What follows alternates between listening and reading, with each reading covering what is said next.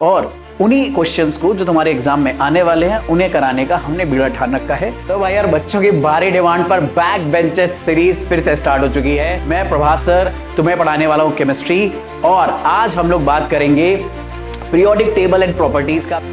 लेकिन इन सब में वैलेंस शेल में जो इलेक्ट्रॉन है ये सब में सेम होते हैं और वो 1 होते हैं। तो ये जो पूरी टेबल आप देख रहे हो ये इलेक्ट्रॉनिक कॉन्फ़िगरेशन के बिहाफ पर बनाई गई है। मतलब है मेरा कहने का मतलब है जैसे पोटेशियम अगर 4th पीरियड का है तो पोटेशियम की वैलेंस शेल भी 4 है। कैल्शियम अगर 4th पीरियड का है तो कैल्शियम की वैलेंस शेल भी 4 है। मैटर अपना 9th कैसे गया था, 10th में तबाही मचानी है, फोड़ना है बहुत तगड़े से। तो भाई यार बच्चों की भारी डिमांड पर बैक बेंचेस सीरीज फिर से स्टार्ट हो चुकी है और फिजिक्स का पहला लेक्चर भी लाइव हो चुका है। अगर अभी तक नहीं देखा है तो सबसे पहले जाकर उसे देख लो, क्योंकि लाइन से तुम्हारा सिलेबस पूरा क्लास 10th आईसीएसई का हमने बीड़ा उठा लिया है कवर कराने का, ताकि एग्जाम से पहले तुम्हारी पूरी प्रिपरेशन हो चुके और वो भी एकदम टॉप नॉच लेवल पर। तो विशाल सर ने ऑलरेडी वीडियो रिलीज कर दिया है, जाकर देख सकते हो। मैं प्रभास सर तुम्हें पढ़ाने वाला हूं केमिस्ट्री, और आज हम लोग बात करेंगे पीरियोडिक टेबल एंड प्रॉपर्टीज का। चैप्टर का नाम इतना बड़ा है कि मैंने बस इतना ही लिया है। आपको पता है चैप्टर 1 के बारे में बात करने वाले हैं, और ये जो पीरियोडिक टेबल चैप्टर है, पीरियोडिक प्रॉपर्टीज चैप्टर है, केमिस्ट्री का समझ लो एकदम फाउंडेशन है। कब कोई कंपाउंड आयनिक बॉन्ड बनाएगा, कब कोवेलेंट बॉन्ड बनाएगा, उनके एलिमेंट्स की प्रॉपर्टीज का बिहेवियर कैसे होने वाला है, ये सब बातें आपको केमिस्ट्री में जानना बहुत ज्यादा जरूरी है केमिस्ट्री की इन डेप्थ अंडरस्टैंडिंग के लिए, और सबसे इंपॉर्टेंट मार्क्स स्कोर करने के लिए। तो ये सारी बातें तुम्हें इस चैप्टर के अंदर सीखने को मिलती हैं, और यही आगे जाकर बहुत इलैबोरेटेड लेवल में इंडिविजुअल चैप्टर्स के अंदर तुम्हें पढ़नी होती है। तो शॉर्ट में अगर मैं समझाऊं तो ये चैप्टर तुम्हारे लिए केमिस्ट्री को समझने के पॉइंट ऑफ व्यू से बहुत ज्यादा इंपॉर्टेंट है। ये बात तुम्हारे टीचरों को भी पता है।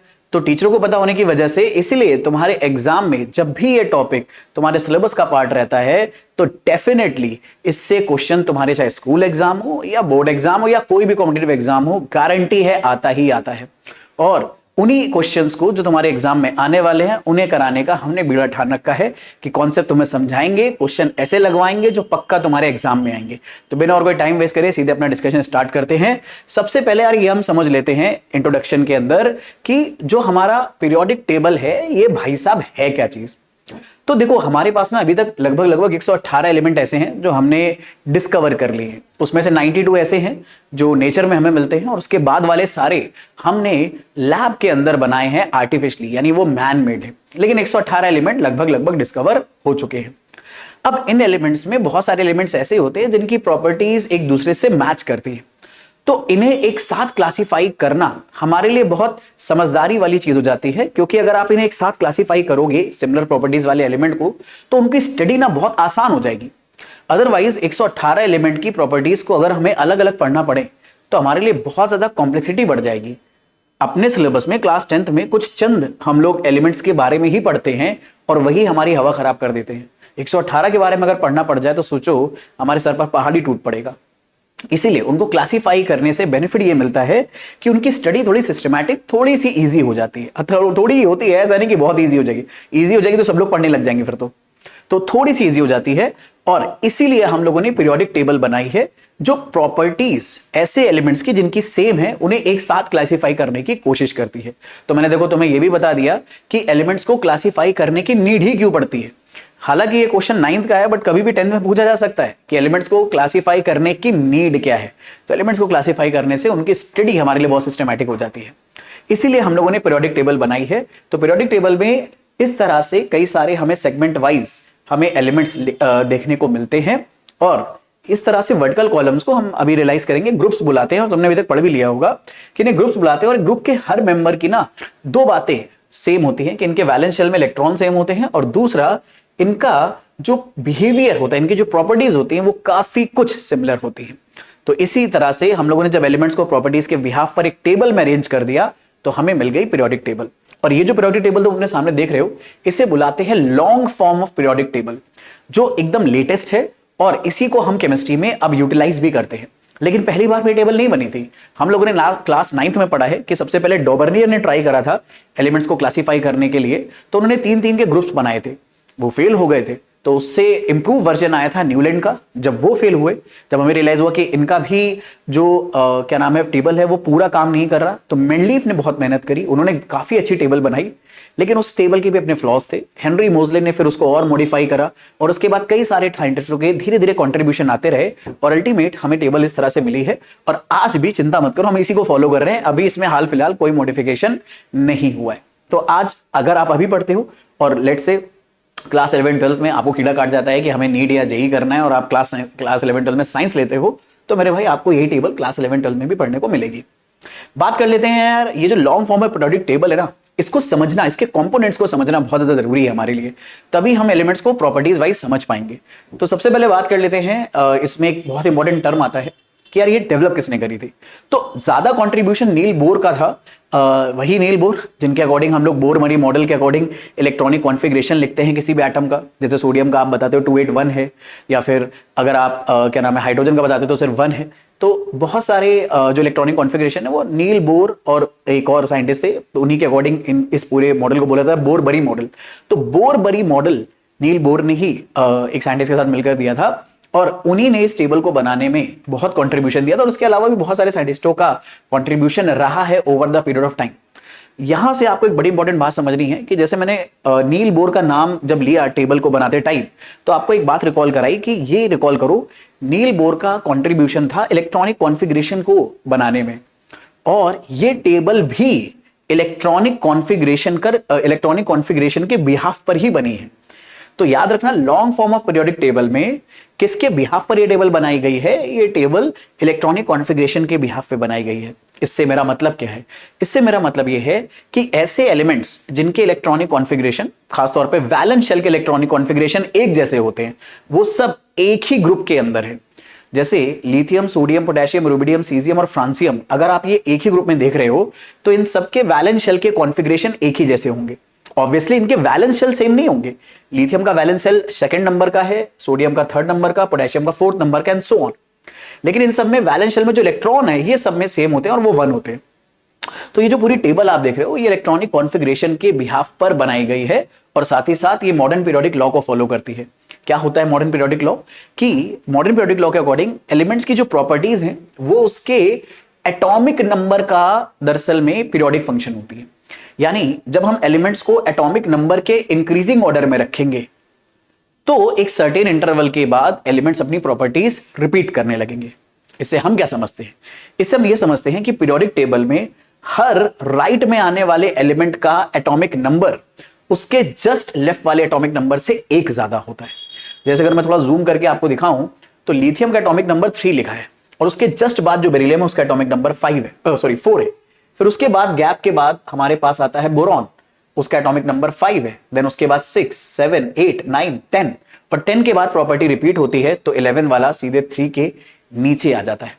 तो एलिमेंट्स पीरियोडिक टेबल में जो हमने अरेंज करे हैं long form of periodic table में, ये दरअसल में एटॉमिक नंबर के इंक्रीजिंग ऑर्डर में करे हैं, पहली बात।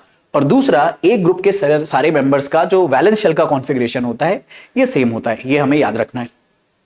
बाकी इस टेबल के कॉन्स्टिट्यूएंट के बारे में अगर मैं बात करूं तो इसमें सबसे इंपॉर्टेंट चीज पहले अपने को समझनी है पीरियड्स। तो इस टेबल में ये जो हॉरिजॉन्टल सेगमेंट्स हम देख रहे हैं या हॉरिजॉन्टल रोज जो हम देख रहे हैं, इन्हीं को पीरियड बुलाया जाता है। तो हमें याद रखना है कि आप जब कभी भी पीरियोडिक टेबल देखोगे जो इस तरह से आप देख रहे हो, तो इसमें जो हॉरिजॉन्टल रोज में मेंबर्स लिखे हैं ये बोले जाएंगे पीरियड के मेंबर्स है। जैसे 2nd पीरियड का मेंबर है lithium, beryllium, boron, carbon, nitrogen, oxygen, fluorine and neon and so on. तो ऐसे हमारे पास यहां पर हॉरिजॉन्टल रोज में पीरियड्स हैं। और पीरियड्स के बारे में एक बहुत इंपॉर्टेंट बात आपको याद रखनी है, एक पर्टिकुलर पीरियड में जितने भी एलिमेंट्स आएंगे उन सबके नंबर ऑफ शेल्स सेम होते हैं, और ये पीरियड नंबर के बराबर ही होते हैं। मेरा कहने का मतलब क्या है? जैसे एग्जांपल के तौर पे अभी मैंने आपको बताया कि ये हमारा फर्स्ट पीरियड है, तो इसके 2 मेंबर होते हैं, हाइड्रोजन और हीलियम। तो अगर फर्स्ट पीरियड में 2 ही मेंबर है, हाइड्रोजन एंड हीलियम, तो इन दोनों एलिमेंट्स के अंदर इलेक्ट्रॉनिक कॉन्फ़िगरेशन लिखते टाइम आपको बस एक शेल देखने को मिलेगी। लेकिन जैसे ही हम 2nd पीरियड में मूव करते हैं तो इसके मेंबर आते हैं lithium, beryllium, boron, carbon, nitrogen, oxygen, fluorine और नियॉन। तो क्योंकि ये हर मेंबर 2nd पीरियड का है, तो इस हर मेंबर के एलिमेंट के एटम के अंदर हमें दो ही शेल्स देखने को मिलेंगी इलेक्ट्रॉनिक कॉन्फ़िगरेशन लिखते टाइम। एक दो मैं तुम्हें दिखा देता हूं ताकि तुम्हें आइडिया क्लियर हो जाए।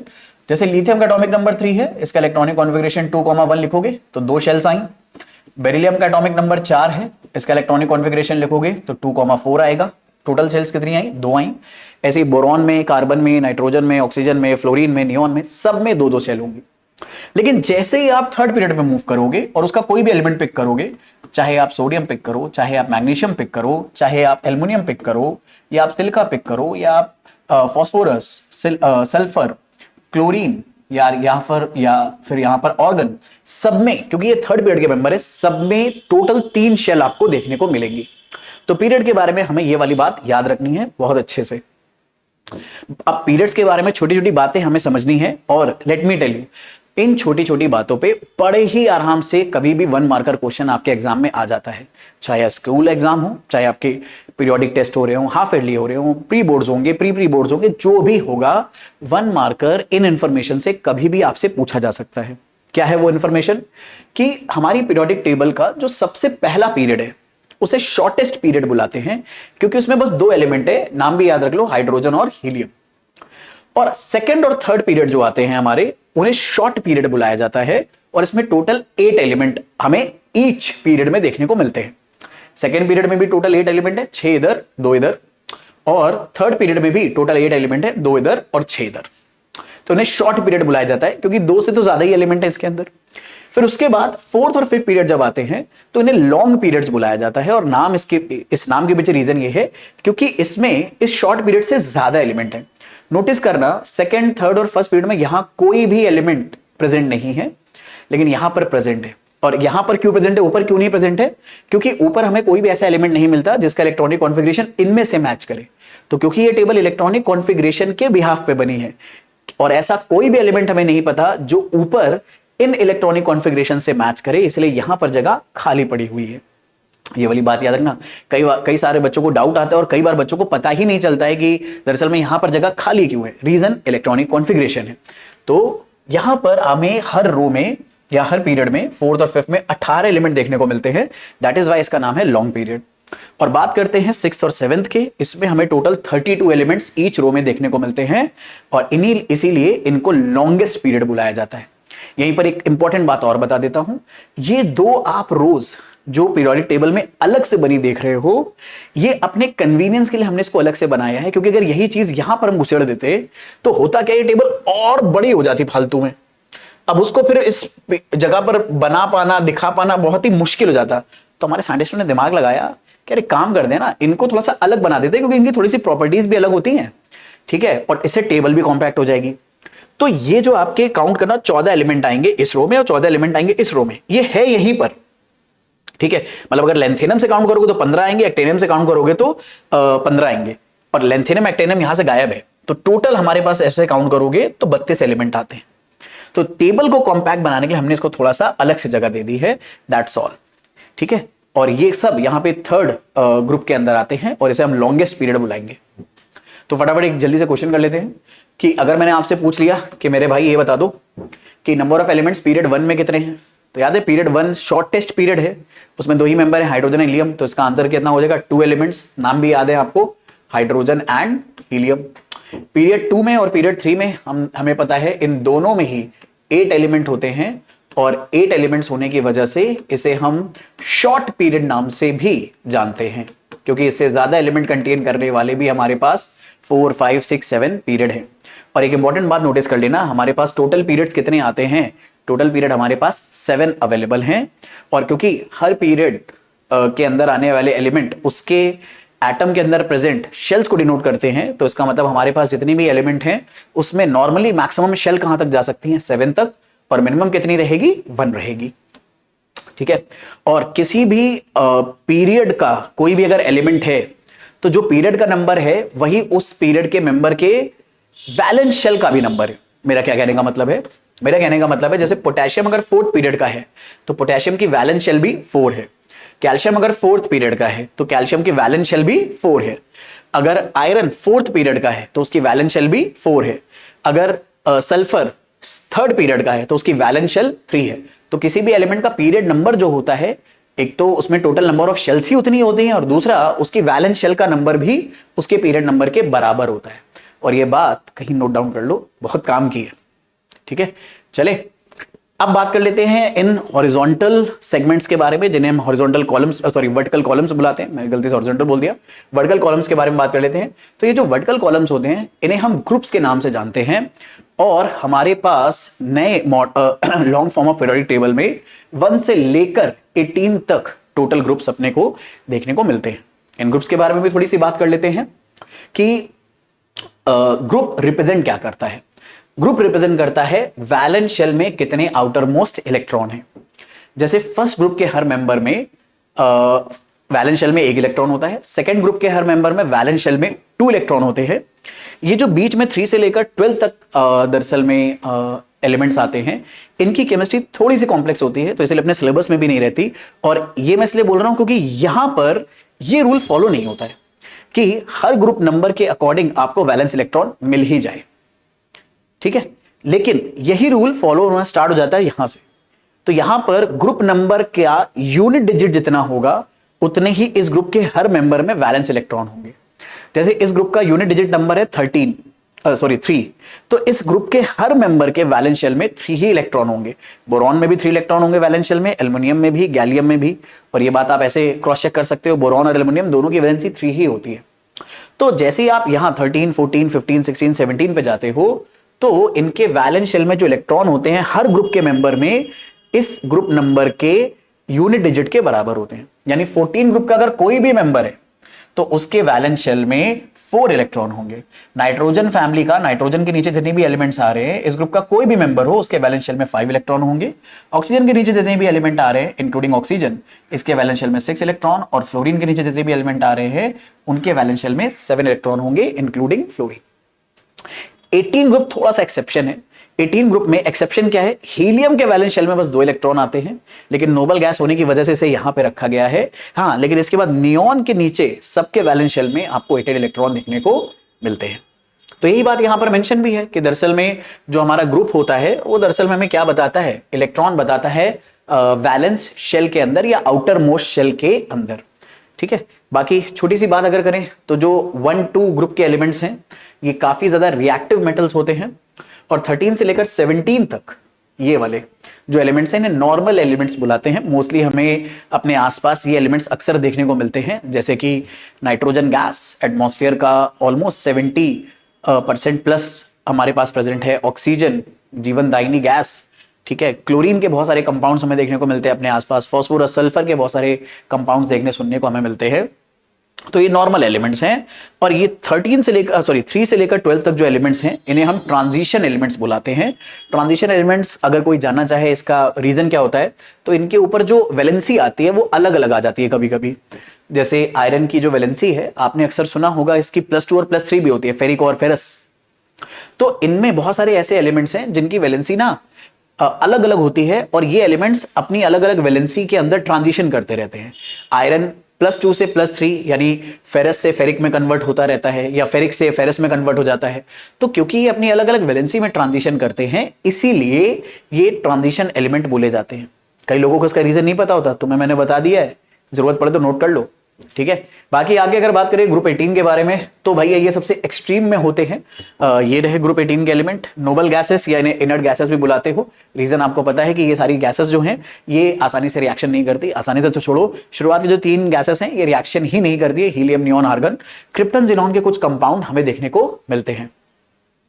बाकी अपनी कहानी को अगर आगे बढ़ाएं, अबे क्या हो गया भाई, तो यार कुछ ये जो हमारे एलिमेंट्स है ना अलग अलग ग्रुप्स में, इनके कुछ स्पेशल नेम्स हैं। तो इनके स्पेशल नेम्स के ऊपर भी क्वेश्चंस आते रहते हैं, तो इनके नाम भी फटाफट याद कर लेते हैं। जैसे ग्रुप 1 के मेंबर्स को एल्कली मेटल्स बुलाया जाता है, ग्रुप 2 के मेंबर्स को एल्कलाइन अर्थ मेटल्स, 3 से लेकर 12 तक मैंने आपको बताया ट्रांजिशन मेटल बुलाते हैं अपन। 13 ग्रुप को इकोसाजन, 14 को क्रिस्टलोजेंस, 15 को निक्टोजेंस, 16 को कैल्कोजेंस, 17 को हेलोजेंस और 18 को नोबल गैस या इनर्ट गैस बुलाते हैं। अब आप में से किसी को डाउट आ सकता है कि आपने इसको 13, 14, 15, 16, 17 बोला, पर यहां तो 3A, 4A, 5A, 6A ऐसे लिखा हुआ है। दरअसल में ये मेंडलीव के टेबल का डेजिग्नेशन है जो काफी पुराना है। कभी कभी वो भी इस्तेमाल हो जाता है, इसलिए मैंने यहां पर ऐसी टेबल ले ली जिसमें ये बात भी मेंशन हो, ताकि दोनों पॉइंट्स कवर हो जाए कि इस ग्रुप के मेंबर्स को, जो हमने पीछे देखा 13 ग्रुप है, उसी को मेंडलीफ की टेबल के अकॉर्डिंग 3A बुलाया जा सकता है। सिमिलरली जो हमारी टेबल में 14 ग्रुप है long form of periodic table में, इन्हीं के मेंबर को हम लोग 4A भी बुलाते हैं।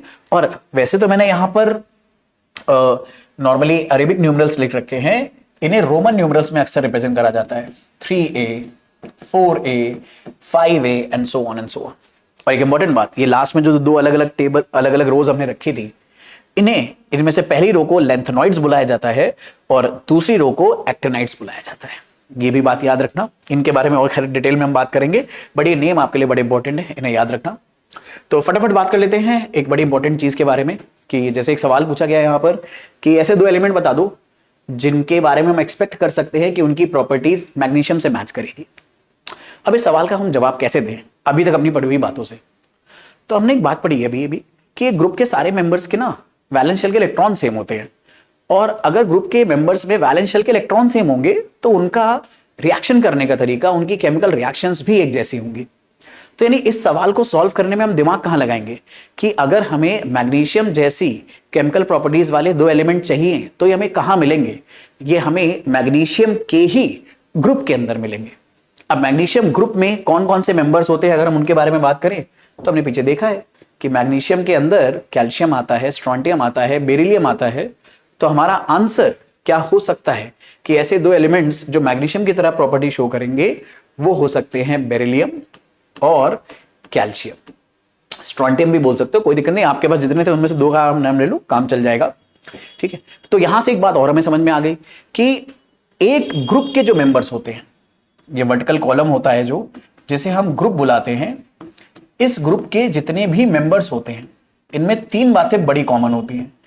इनके वैलेंस शेल में इलेक्ट्रॉन सेम होते हैं, ठीक है, इनकी जो केमिकल प्रॉपर्टीज हैं वो भी काफी सिमिलर होती हैं, और तीसरा, इन्हें एक कॉमन नेम से बुलाया जाता है। ठीक है, तो ये वाली बात देखना, एक ग्रुप के सारे मेंबर्स जितने भी होंगे उनके लिए ये तीनों बातें एक समान होंगी। ठीक है, तो हमें पीरियड पता चल गया, हमें ग्रुप पता चल गया, और कहानी आगे समझते हैं। पीरियोडिक टेबल के अंदर कुछ इंपॉर्टेंट टर्म्स भी आते हैं, उनके बारे में भी बात कर लेते हैं। जैसे सबसे पहला टर्म आता है रिप्रेजेंटेटिव एलिमेंट्स। क्या होते हैं रिप्रेजेंटेटिव एलिमेंट्स? तो दरअसल में ये जो दो पहले ग्रुप आप देखते हो 1 और 2, और इधर 3 से लेकर 17 तक जो आप ग्रुप देखते हो, इसके जितने भी मेंबर्स हैं जो यहां पर ग्रीन कलर से हाईलाइटेड है, इन्हें रिप्रेजेंटेटिव एलिमेंट्स बुलाया जाता है।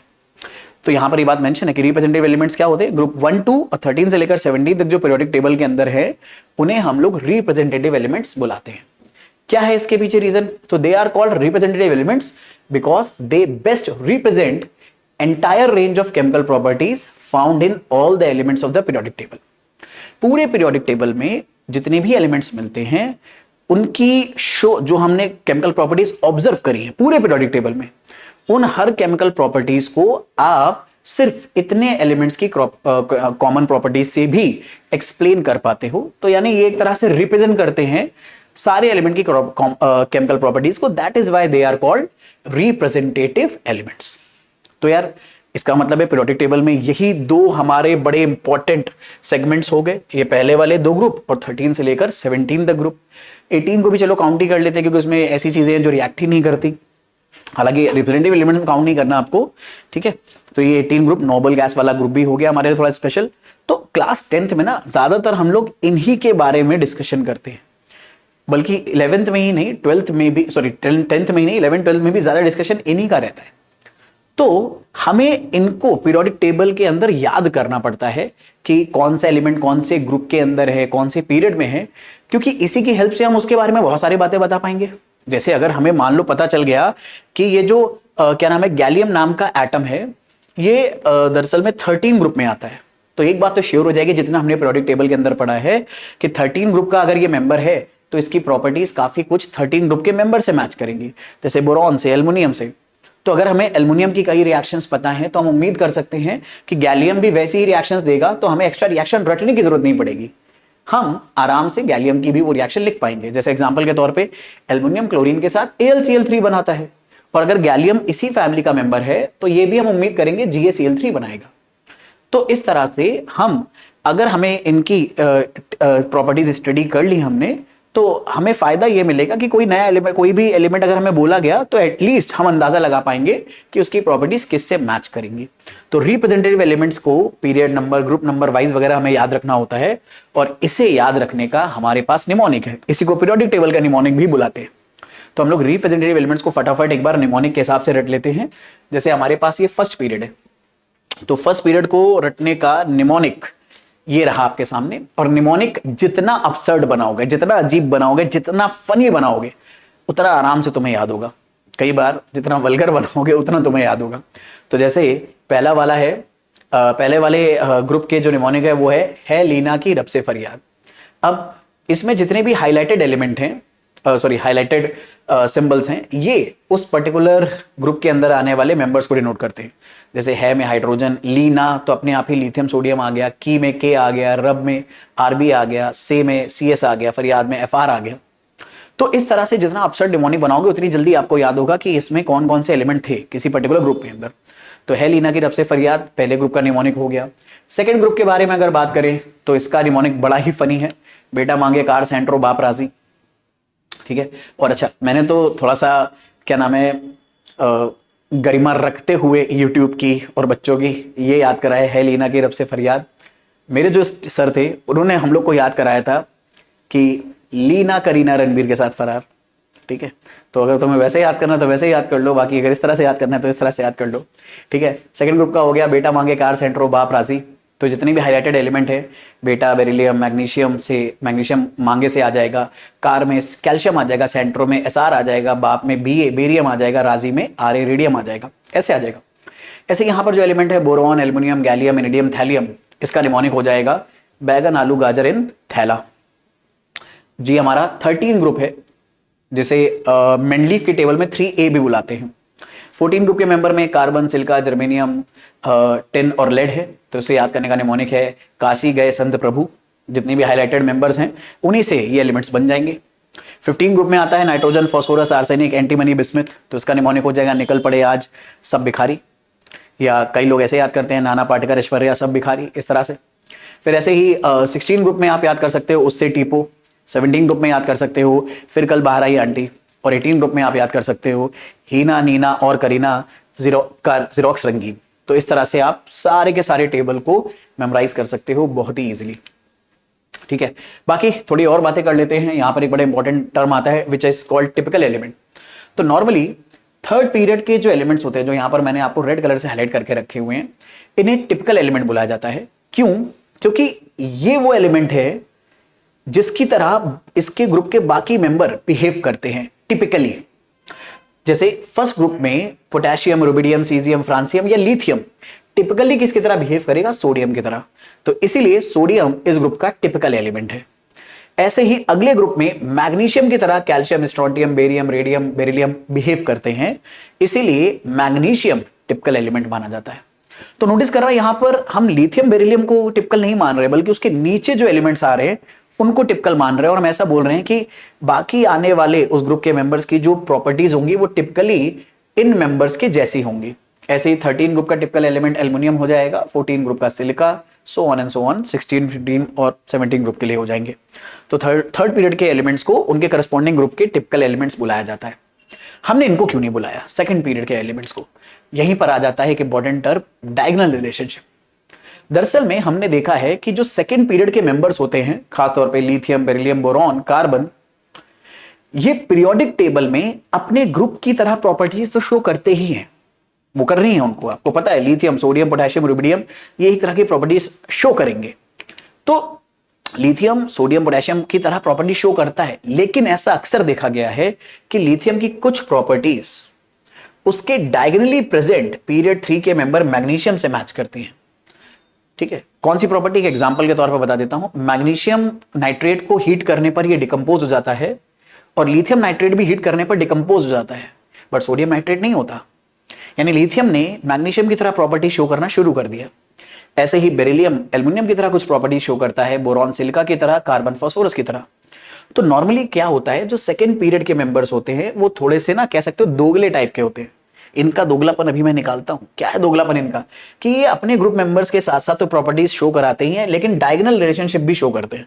यानी अपने डायगोनल में आने वाले अगले पीरियड के मेंबर्स के साथ कुछ सिमिलर प्रॉपर्टीज शो करते हैं। इसीलिए इनको टिपिकल एलिमेंट नहीं बुलाया गया था और इसीलिए इनकी इस प्रॉपर्टी को डायगोनल रिलेशनशिप बुलाया जाता है, जो यहां पर बात मेंशन है। अब एक बात बताता हूं यार, जो बात मुझे सेलिना बुक के अंदर थोड़ी सी गड़बड़ लगती है।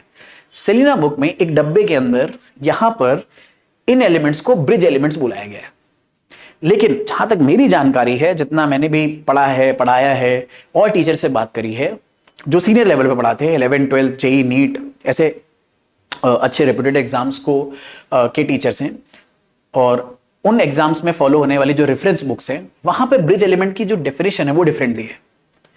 वहां पर ब्रिज एलिमेंट जो डिफाइन है वो दरअसल में डिफाइन है, क्या नाम है, मेंडलीफ की पीरियोडिक टेबल में।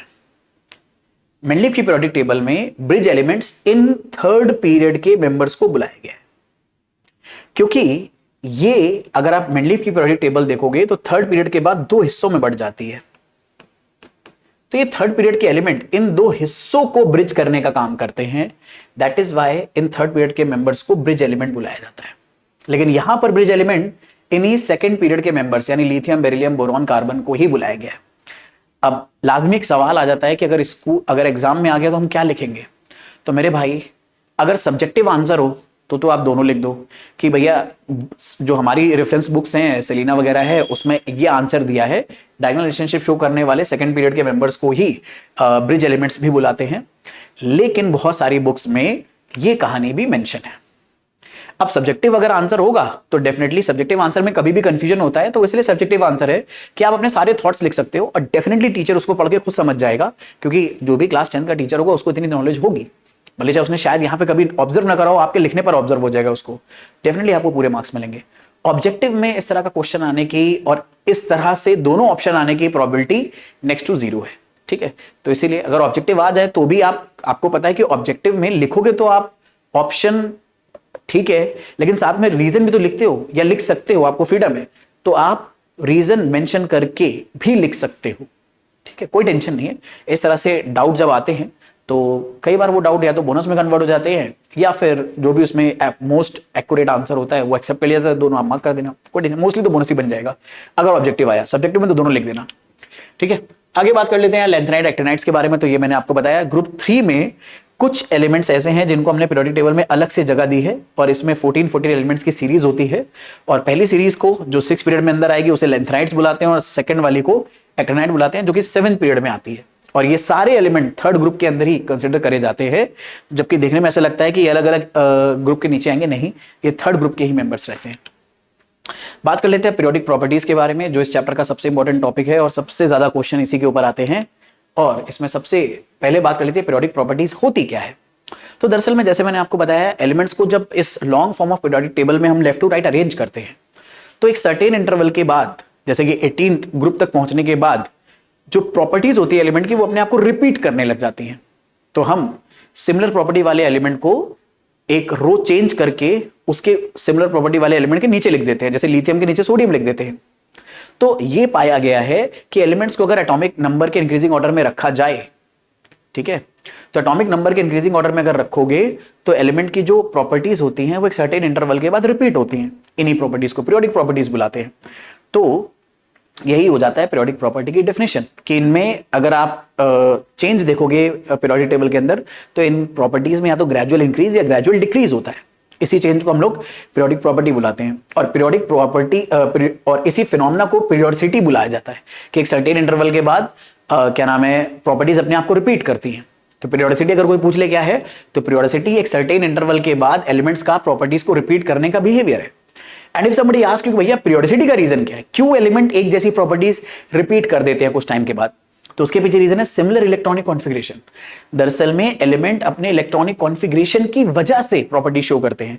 तो अगर वैलेंस शेल का एक जैसा कॉन्फ़िगरेशन आने लगेगा तो उनकी प्रॉपर्टीज भी एक जैसी आने लगेंगी। तो इसीलिए पीरियोडिसिटी का रीजन क्या है, इलेक्ट्रॉनिक कॉन्फ़िगरेशन। अब सबसे पहली जो पीरियोडिक प्रॉपर्टी अपने को पढ़नी है वो है एटॉमिक रेडियस। तो पहले तो इसकी डेफिनेशन समझ लेते हैं कि एटॉमिक रेडियस होता क्या है।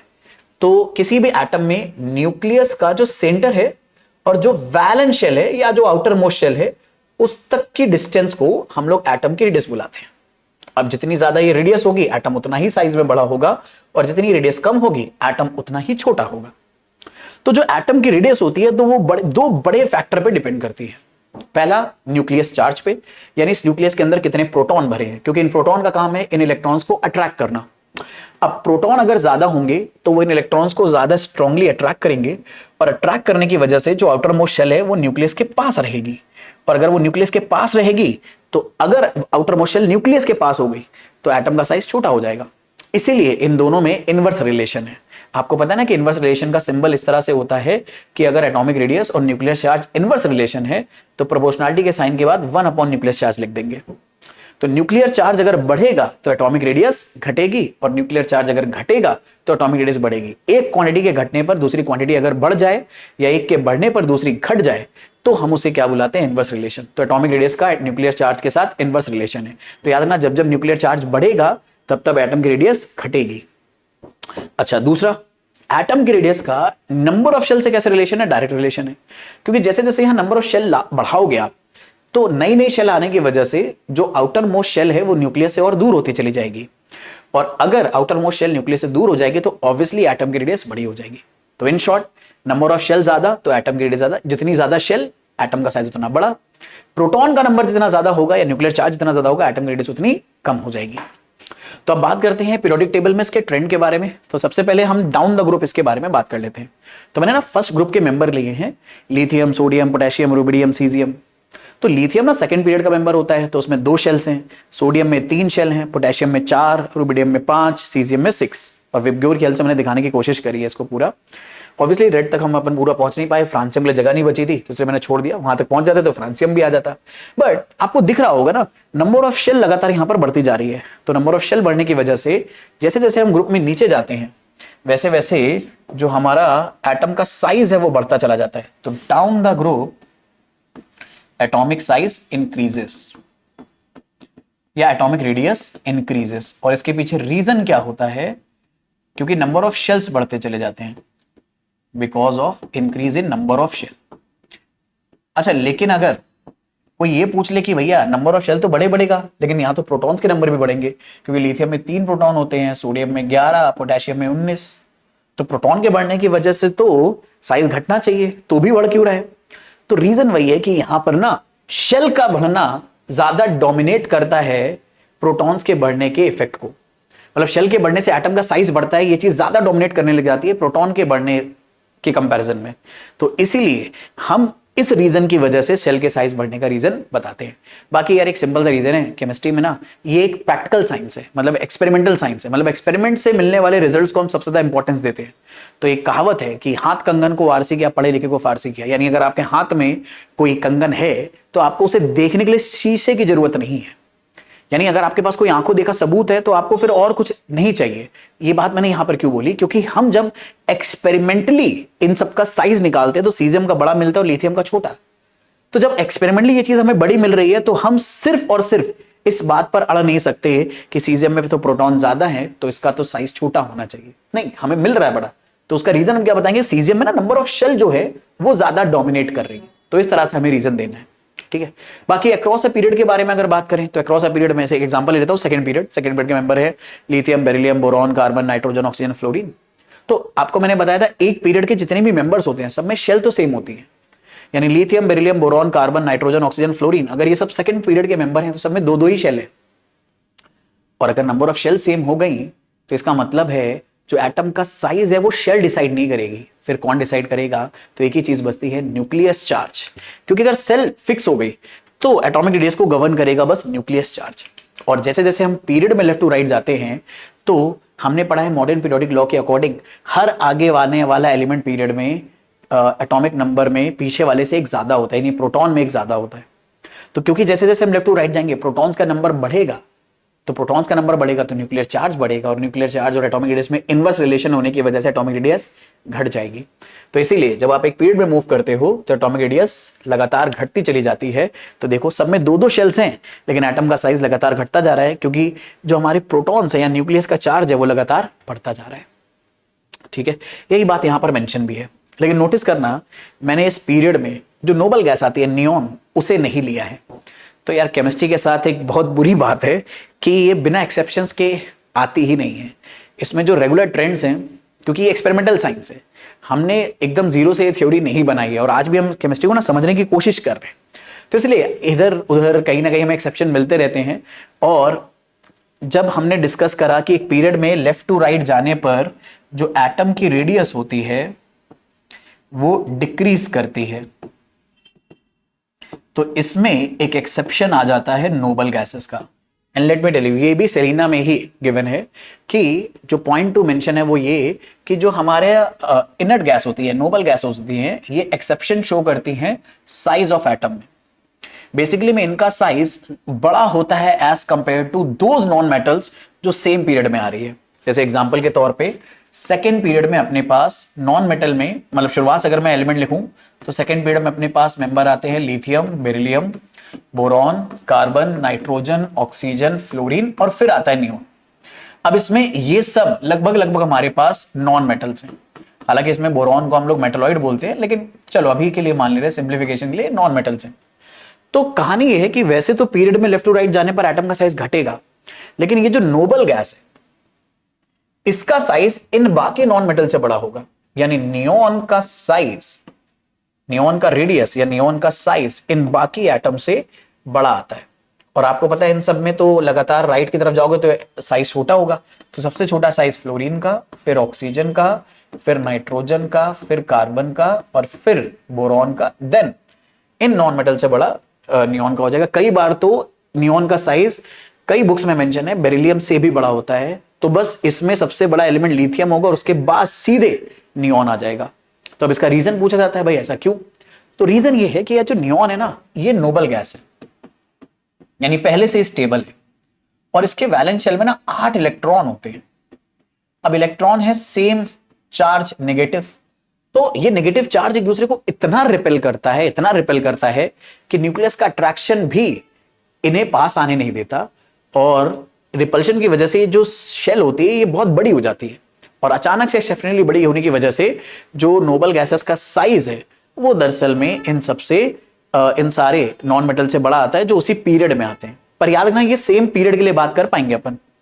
अगर मान लो हम आर्गन को इनसे कंपेयर करने बैठ जाए तो आर्गन को साइज तो वैसे ही बड़ा हो जाएगा, ठीक है, कोई टेंशन नहीं है।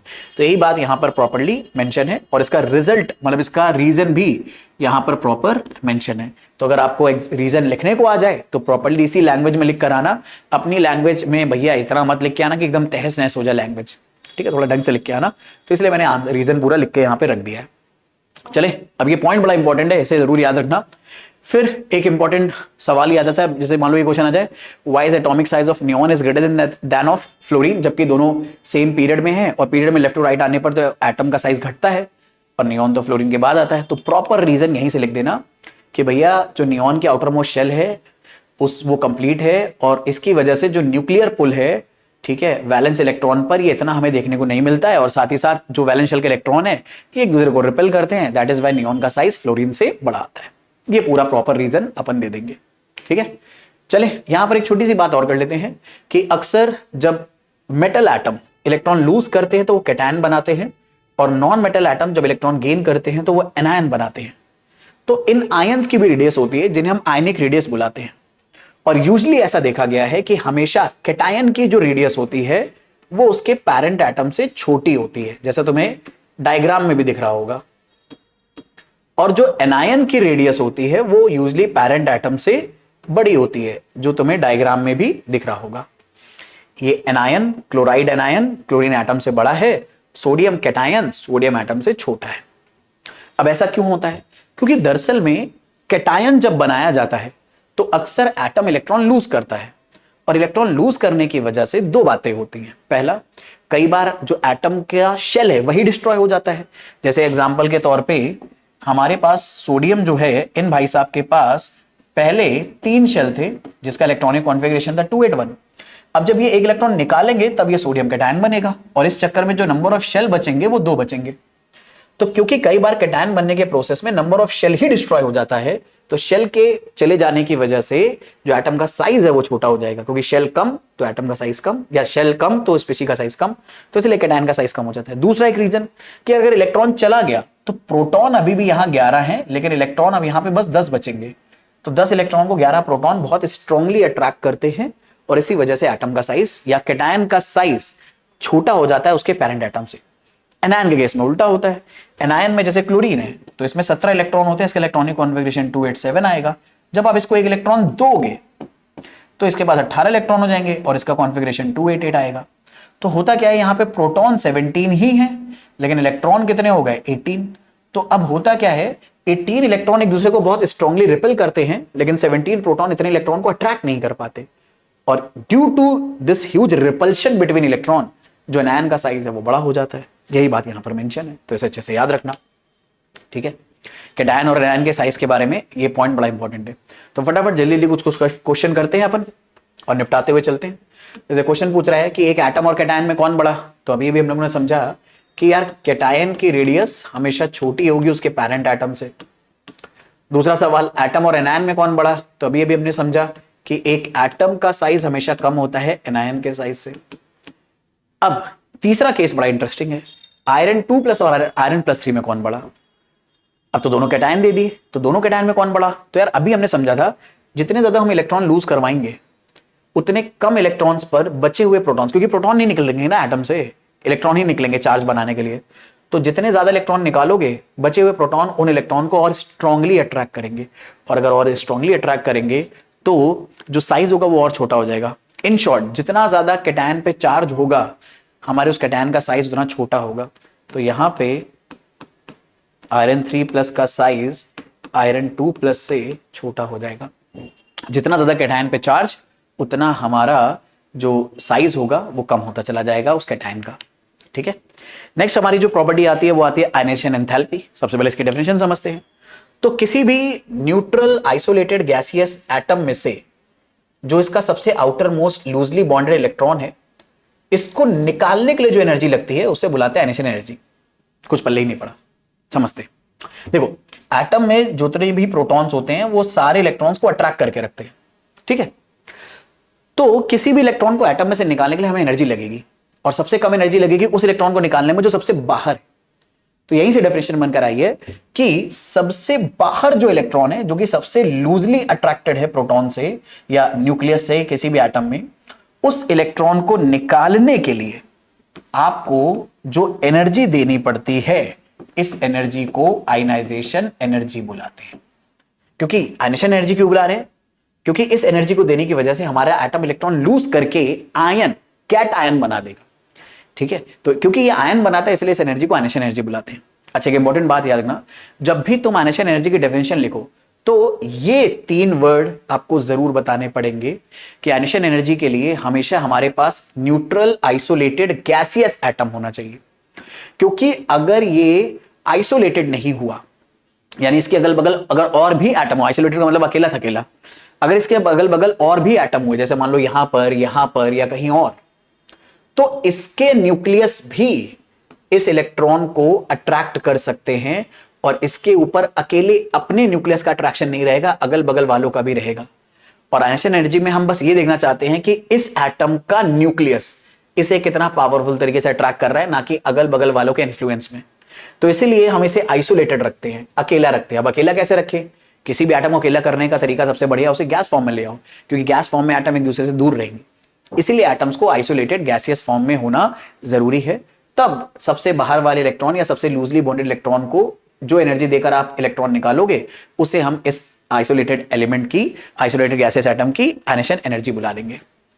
बाकी बात करते हैं आयनेशन एनर्जी किन किन फैक्टर पर डिपेंड करेगी। तो यार जाहिर सी बात है, एटम का साइज जितना बड़ा होगा ये इलेक्ट्रॉन न्यूक्लियस से उतना दूर होगा, और इलेक्ट्रॉन जितना ज्यादा दूर होगा प्रोटॉन्स या न्यूक्लियस उतना कम उसको अट्रैक्ट करेंगे। क्योंकि जैसे जैसे पॉजिटिव नेगेटिव चार्ज के बीच में डिस्टेंस बढ़ेगी, अट्रैक्शन कम हो जाएगा। जैसे जैसे मैग्नेट को दूर ले जाते हो उनका बीच का अट्रैक्शन कम हो जाता है ना, ऐसे ही जैसे जैसे आप इन दोनों को दूर ले जाओगे इनके बीच का अट्रैक्शन कम हो जाएगा, और अगर अट्रैक्शन कम हो गया तो पट से इसको निकाल दिया जा सकता है तुरंत, कम एनर्जी देकर। तो इसीलिए जब एटम का साइज बढ़ता है तो आयनेशन एंथैल्पी या आयनेशन एनर्जी, एंथैल्पी एनर्जी का ही एक फैंसी नाम है जो आपको 11th में सुनने को मिलेगा।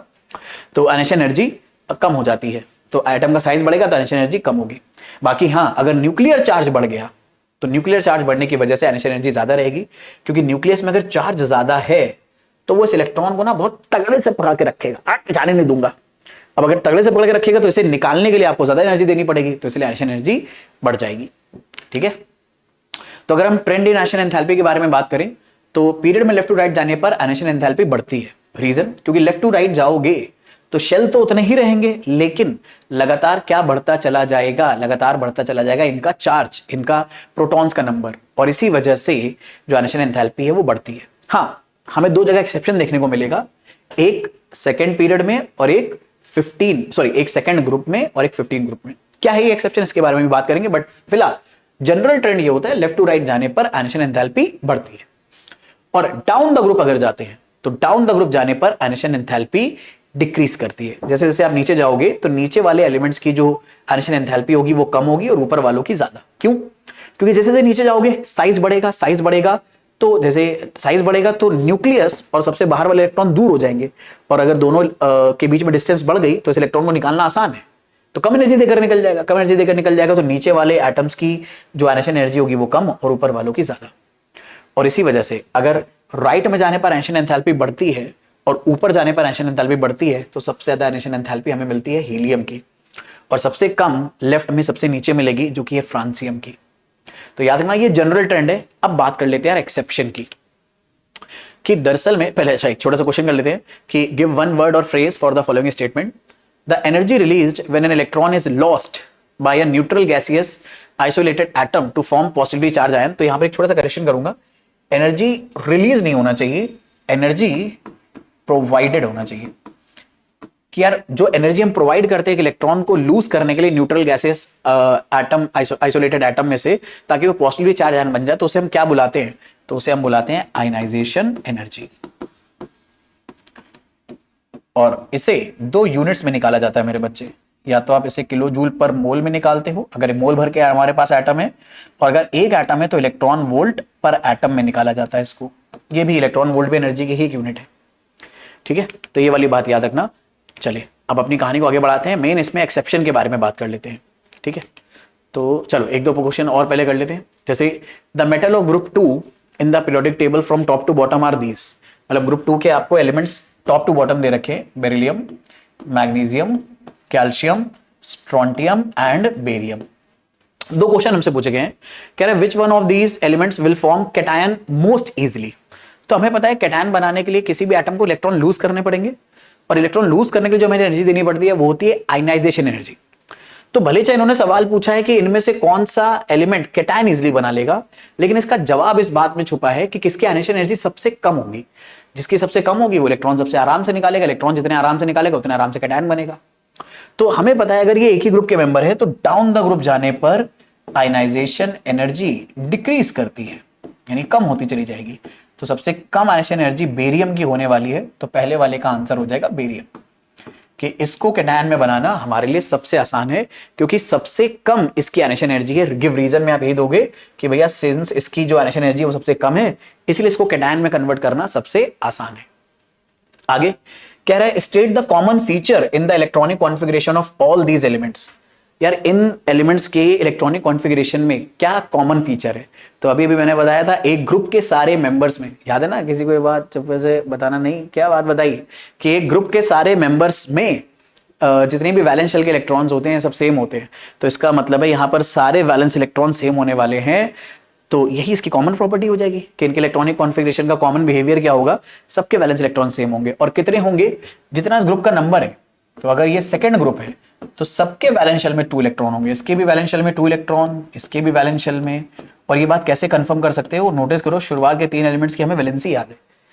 ठीक है, Mg की 2+ होती है, कैल्शियम की 2+ होती है, बेरिलियम की 2+ होती है। तो जितने वैलेंस इलेक्ट्रॉन होते हैं उसी से वैलेंसी आ जाती है। ठीक है, तो इनमें कॉमन प्रॉपर्टी क्या है वो भी समझ में आ गई। आगे एक और बात दे रखी है कि लिथियम, सोडियम, पोटेशियम और हाइड्रोजन हमारे पास है, इन्हें decreasing order of ionisation potential में हमें लिखना है। अब आयनेशन पोटेंशियल दिया हो या एनर्जी दे रखा हो, दोनों का मतलब लगभग सेम ही होता है। बस पोटेंशियल में कहानी ये होती है हम लोग वोल्टेज के फॉर्म में एनर्जी देते हैं, एनर्जी इन जनरल एनर्जी है। ठीक है, तो अब हमें नोटिस करना है कि ये जो सारे मेंबर है ना, अगर हमें पीरियोडिक टेबल याद है तो हमें तुरंत याद आ जाएगा ये सारे एक ही ग्रुप के मेंबर है और फर्स्ट ग्रुप है ली ना की। रब से फरियाद लिखने की जरूरत ही नहीं क्योंकि पोटेशियम तक अपने को जाना है। तो हमने इन एलिमेंट्स को जो कि रैंडमली दिए हुए थे एक ऑर्डर में लिख दिया और हमें याद आ गया ये सब फर्स्ट ग्रुप के मेंबर हैं। और अगर ये सब फर्स्ट ग्रुप के मेंबर्स हैं तो ionisation enthalpy down the group जाने पर डिक्रीज होने वाली है। और आयनेशन एनर्जी अगर डिक्रीज होने वाली है तो हमें तो, या आयनेशन पोटेंशियल अगर डिक्रीज होने वाला है तो हमें तो इसका डिक्रीजिंग ऑर्डर ही चाहिए। तो डिक्रीजिंग ऑर्डर में सबसे पहले कौन आ जाएगा? हाइड्रोजन, फिर लिथियम, फिर सोडियम और फिर पोटेशियम। ये हमारा खटाक पटाक आंसर आ गया। अच्छा, कई लोग अगर लेस देन का साइन नहीं लगाना चाहते तो कॉमा लगा के लिख सकते हो, ठीक है, तो भी एक्सेप्टेड रहता है बहुत सारे आंसर्स में, कोई दिक्कत नहीं है, ठीक है। ये हमारी कहानी हो जाएगी। बाकी यार एक्सेप्शंस के बारे में बात कर लेते हैं। तो जैसे मैंने आपको बताया था एक्सेप्शंस में मेरे बच्चे कि मेरे भाई हमारे जब वैसे नॉर्मली हमने पढ़ा है एक पीरियड में लेफ्ट टू राइट जाते हैं तो आयनेशन एंथैल्पी या आयनेशन पोटेंशियल या आयनेशन एनर्जी बढ़ती है। लेकिन हमें एक्सेप्शन सेकंड और 15 ग्रुप में देखने को मिलता है। क्या है एक्सेप्शन? नॉर्मली अगर मैं आगे गया तो आयनेशन एंथैल्पी बढ़ेगी, यानी बेरिलियम से ज्यादा आयनेशन एंथैल्पी बोरॉन की होनी चाहिए और नाइट्रोजन से ज्यादा एंथैल्पी ऑक्सीजन की। सिमिलरली यहां पर मैग्नीशियम से ज्यादा आयनेशन एंथैल्पी एल्युमिनियम की, क्योंकि आप आगे जा रहे हो, आगे जाने पर आयनेशन एंथैल्पी बढ़ेगी एक पीरियड के अंदर। ऐसे ही फास्फोरस से ज्यादा आयनेशन एंथैल्पी होनी चाहिए सल्फर की। लेकिन होता क्या है, दरअसल में मैग्नीशियम और बेरिलियम और मैग्नीशियम का इलेक्ट्रॉनिक कॉन्फ़िगरेशन बोरॉन और एल्युमिनियम के कंपैरिजन में ज्यादा स्टेबल है, और अगर इससे इलेक्ट्रॉन निकाल दोगे तो ये अनस्टेबल हो जाएगा, और यूनिवर्स में कोई भी चीज अनस्टेबल नहीं होना चाहती। तो अपना रेजिस्टेंस शो करने के लिए कि भाई मैं अनस्टेबल नहीं होना चाहता हूं, इसके लिए बेरिलियम और मैग्नीशियम क्या करते हैं, अपने आयनेशन एनर्जी थोड़ी बढ़ा के रखते हैं। तो नॉर्मल जो ट्रेंड है वो ये होना चाहिए कि बेरिलियम से ज्यादा आयनेशन एनर्जी बोरॉन की आनी चाहिए, क्योंकि हमने ट्रेंड पढ़ा है लेफ्ट टू राइट जाने पर आयनेशन एनर्जी इंक्रीज करती है प्रोटॉन ज्यादा होने की वजह से, न्यूक्लियर चार्ज ज्यादा होने की वजह से बोरॉन में। लेकिन क्योंकि बेरिलियम का स्टेबल कॉन्फ़िगरेशन है तो बेरिलियम एक्सेप्शन शो करता है, और बेरिलियम का आयनेशन एंथैल्पी या आयनेशन पोटेंशियल बोरॉन से ज्यादा आता है। यही चीज मैग्नीशियम एल्युमिनियम में देखने को मिलती है, यही चीज नाइट्रोजन ऑक्सीजन में, यही चीज फास्फोरस सल्फर में। पर यहीं पर एक इंपॉर्टेंट बात बता दूं, ये एक्सेप्शन बस अगल बगल वाले एलिमेंट में चलते हैं, उसके आगे रेगुलर ट्रेंड फॉलो होता है। यानी अगर मैं बेरिलियम और कार्बन में कंपेयर करूं तो कार्बन का ही आयनेशन एंथैल्पी ज्यादा होगा, क्योंकि लेफ्ट टू राइट जाने पर आयनेशन एंथैल्पी इंक्रीज होती है। अब ऐसा क्यों भाई? बेरिलियम बोरॉन के साथ तो इतनी नाइंसाफी कर रहा है और कार्बन के साथ नहीं कर पा रहा। रीजन, क्योंकि बेरिलियम और बोरॉन में जो प्रोटॉन्स का डिफरेंस है बहुत छोटा मोटा है एक का, लेकिन जैसे जैसे आप कार्बन, नाइट्रोजन, ऑक्सीजन और आगे की तरफ जाओगे प्रोटॉन्स का डिफरेंस बड़ा होने लगेगा। तो वहां पर प्रोटॉन्स का जो न्यूक्लियर चार्ज है वो डोमिनेट करने लगेगा आयनेशन एंथैल्पी को बढ़ाने के लिए। तो क्योंकि कार्बन में प्रोटॉन बहुत ज्यादा हो जाते हैं बेरिलियम से, तो कार्बन के प्रोटॉन्स उसके इलेक्ट्रॉन्स को बहुत टाइटली पकड़ के रखते हैं। ऊपर से साइज भी छोटा हो जाता है, तो जितना साइज छोटा हुआ टाइटली उतना ज्यादा पकड़ेंगे प्रोटॉन्स। दैट इज वाई कि हमें कार्बन का आयनेशन एंथैल्पी ज्यादा ही मिलता है बेरिलियम से। तो एक्सेप्शन बस अगल बगल वालों में मिलेगा। इसलिए जो टेबल मैंने आपको बना के दी है, इनमें एक्सेप्शन बस अगल बगल वालों के दिए हैं। जैसे बेरिलियम और बोरॉन का दिया है, ठीक है, कि अगर बेरिलियम और बोरॉन में आयनेशन एंथैल्पी कंपेयर हो तो एक्सपेक्ट हम करते हैं बोरॉन की ज्यादा होगी, बेरिलियम की कम, प्रोटॉन के ज्यादा होने की वजह से। लेकिन रीजन है बेरिलियम, जो एक्चुअल ऑर्डर है उसमें बेरिलियम ज्यादा होता है और बोरॉन कम होता है। ऐसे ही नाइट्रोजन और ऑक्सीजन में, ऐसे ही मैग्नीशियम और एल्युमिनियम में, और ऐसे ही फास्फोरस और सल्फर में।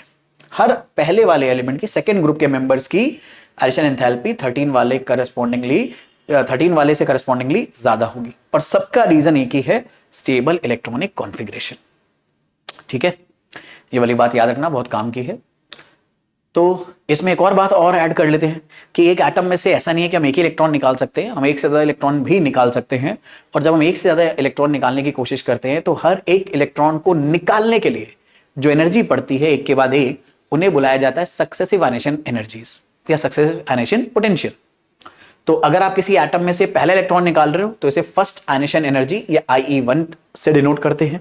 अगर आप उसमें से दूसरा इलेक्ट्रॉन निकाल रहे हो तो पहला इलेक्ट्रॉन निकालने के बाद वो कैटायन बन जाएगा, और कैटायन मतलब यूनी वैलेंट कैटायन, यानी ऐसा कैटायन जिसके ऊपर +1 का चार्ज होगा।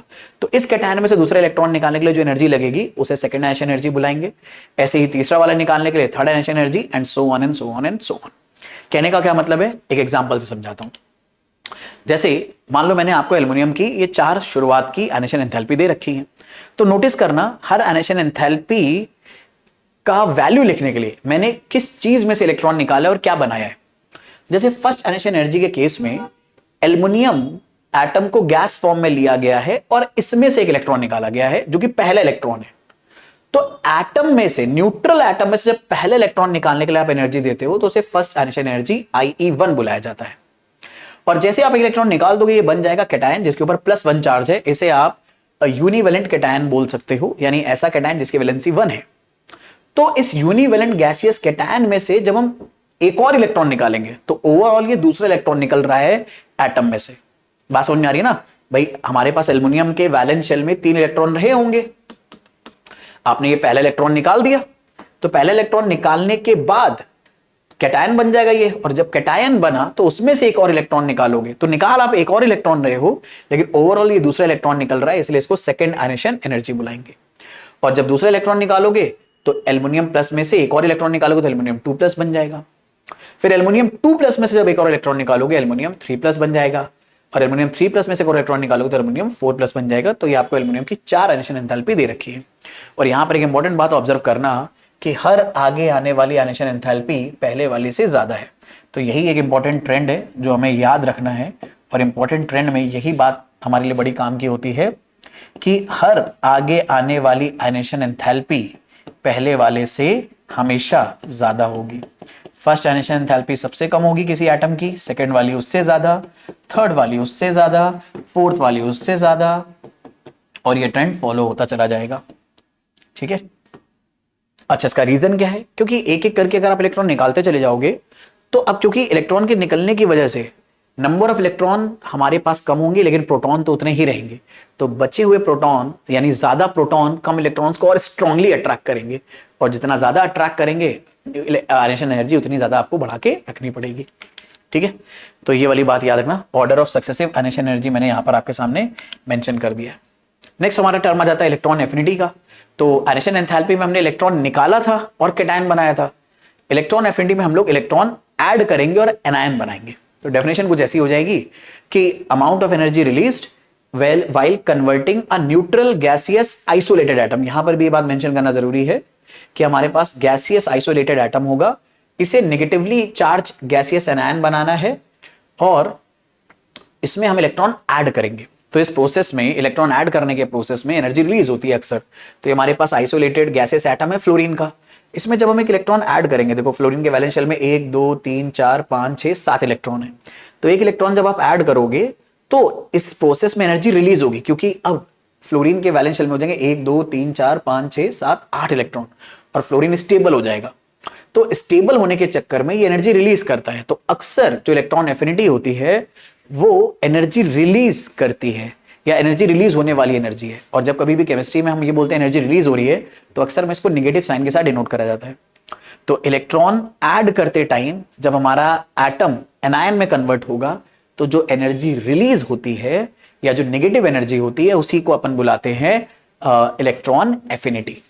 और ऐसे आप ऐसे भी समझ सकते हो, इलेक्ट्रॉन एफिनिटी ये बताती है कि कोई एटम कितने आराम से इलेक्ट्रॉन गेन करना चाहता है या नहीं। जितनी ज्यादा वो एनर्जी निकालेगा इसका मतलब वो उतना तैयार बैठा था इलेक्ट्रॉन को गेन करने के लिए, या उतना वो उत्सुक बैठा था, क्यूरियस, अरे आजा भाई इलेक्ट्रॉन आजा जल्दी जल्दी, मैं उसे अट्रैक्ट कर लूं, ठीक है मैं उसे अंदर ले लूं, तो उतनी ज्यादा एनर्जी वो रिलीज करेगा। अच्छा, इलेक्ट्रॉन एफिनिटी को एक और नाम से बुलाया जाता है इलेक्ट्रॉन गेन एंथैल्पी भी, या इलेक्ट्रॉन गेन एनर्जी भी। ठीक है, ये इसकी डेफिनेशन है। अब बात करें इलेक्ट्रॉन एफिनिटी भी आयनेशन एंथैल्पी की तरह एटम के साइज के इनवर्सली प्रोपोर्शनल होगी, क्योंकि एटम का साइज जितना बड़ा होगा बाहर से इलेक्ट्रॉन को एंटर कराना उतना मुश्किल होगा, क्योंकि एटम को एंटर कराने में फेवर करता है न्यूक्लियस का चार्ज, क्योंकि न्यूक्लियस का चार्ज ही इसे अट्रैक्ट करता है।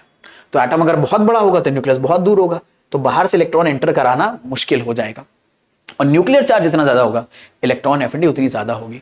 इसीलिए इलेक्ट्रॉन एफिनिटी का जो ट्रेंड है वो हमें बिल्कुल वैसे ही देखने को मिलता है जैसे आयनेशन एंथैल्पी का, कि जब हम लेफ्ट टू राइट जाते हैं तो इलेक्ट्रॉन एफिनिटी इंक्रीज करती है, क्योंकि आयनेशन लगातार जो न्यूक्लियर चार्ज है वो बढ़ता है और शेल का नंबर नहीं चेंज होता है।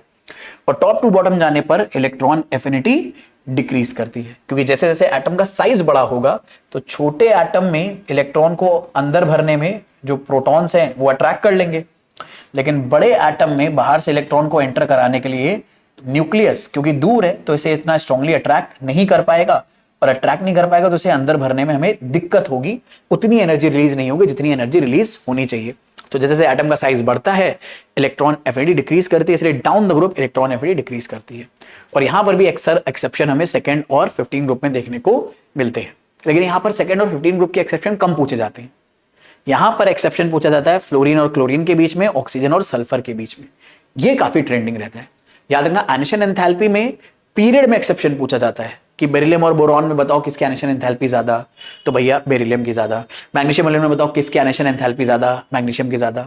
अब कंफ्यूज मत होना कि इलेक्ट्रॉन एफिनिटी पढ़ रहे थे सर वहां कहा चलेगा आयनिशन एंथैल्पी में, रिकॉल कराने के लिए कि आयनिशन एंथैल्पी में अक्सर एक्सेप्शन पीरियड में पूछा जाता है, लेकिन इलेक्ट्रॉन एफिनिटी में एक्सेप्शन ग्रुप में पूछा जाता है, फ्लोरीन क्लोरीन के बीच में, ऑक्सीजन और सल्फर के बीच में।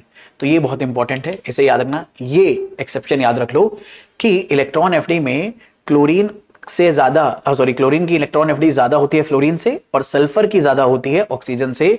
जबकि एक्सपेक्टेड क्या होता है, एक्सपेक्टेड होता है मेरे बच्चे कि क्योंकि क्लोरीन के ऊपर आता है पीरियोडिक टेबल में, तो इलेक्ट्रॉन एफिनिटी फ्लोरीन की ज्यादा होनी चाहिए, क्योंकि अभी मैंने पढ़ा था down the group electron affinity decrease करती है साइज बड़ा हो जाने की वजह से। बट यहां पर ऐसा नहीं है, फ्लोरीन क्लोरीन में एक्सेप्शन है, एक्सपेक्टेड ये है और एक्चुअल ये है। तो ये हमारा करेक्ट आंसर है, यही रीजन सल्फर और ऑक्सीजन में भी, और साइज के बड़े होने की वजह से ऐसा होता है। अब साइज के बड़ा होने की वजह से ऐसा क्यों हो गया, 2 मिनट के अंदर समझ लेते हैं। जैसे मान लो ये फ्लोरीन है जो छोटा साइज का है, और ये मान लो क्लोरीन है जो कि बड़े साइज का है। अब फ्लोरीन में मेरे भाई वैलेंस शेल में 7 इलेक्ट्रॉन होंगे, कितने हो गए, 1 2 3 4 5 6 7। अच्छा, क्लोरीन में भी वैलेंस शेल में 7 इलेक्ट्रॉन होंगे, क्योंकि यार दोनों सेम पीरियड के हैं, सेम ग्रुप के हैं, सेम ग्रुप के वैलेंस इलेक्ट्रॉन सेम होते हैं, ये बात हमने अभी डिस्कस करी। तो फ्लोरीन और क्लोरीन में 7 वैलेंस इलेक्ट्रॉन होते हैं, लेकिन फ्लोरीन का साइज छोटा है, क्लोरीन का बड़ा है। तो इससे क्लोरीन की इलेक्ट्रॉन एफिनिटी बढ़ क्यों जाएगी, क्योंकि अब जब मैं इलेक्ट्रॉन एंटर कराने की कोशिश करूंगा तो यहां पर वो बचपन वाली कहावत फॉलो होगी, एकता में बल है। अच्छा, एकता में बल है इसका मतलब ये नहीं कि एकता कोई लड़की है उसमें बहुत बल है, एकता में बल है कि मतलब यहां पर जो एकता, एक यूनिटी हैज स्ट्रेंथ, वो वाली बात है। ठीक है, तो यहां पर यूनिटी हो जाती है इलेक्ट्रॉन्स की, क्योंकि 7 इलेक्ट्रॉन बहुत पास क्लोज हैं एक दूसरे के, तो इतना ज्यादा स्ट्रॉन्ग नेगेटिव चार्ज ये डेवलप कर देते हैं कि ये एक और इलेक्ट्रॉन जो नेगेटिव चार्ज लेकर आ रहा होता है, कहते नहीं नहीं अरे यहां पर बहुत पहले से इलेक्ट्रॉन की गर्दी है भाई, इसे रिपेल करने लग जाते हैं। और जब रिपेल करते हैं तो इलेक्ट्रॉन आराम से इसमें एंटर नहीं कर पाता, जबकि साइज छोटा है, तो इलेक्ट्रॉन एंटर नहीं कर पाता, तो इसलिए इसे एंटर कराने के लिए हमें जबरदस्ती एनर्जी देनी पड़ती है।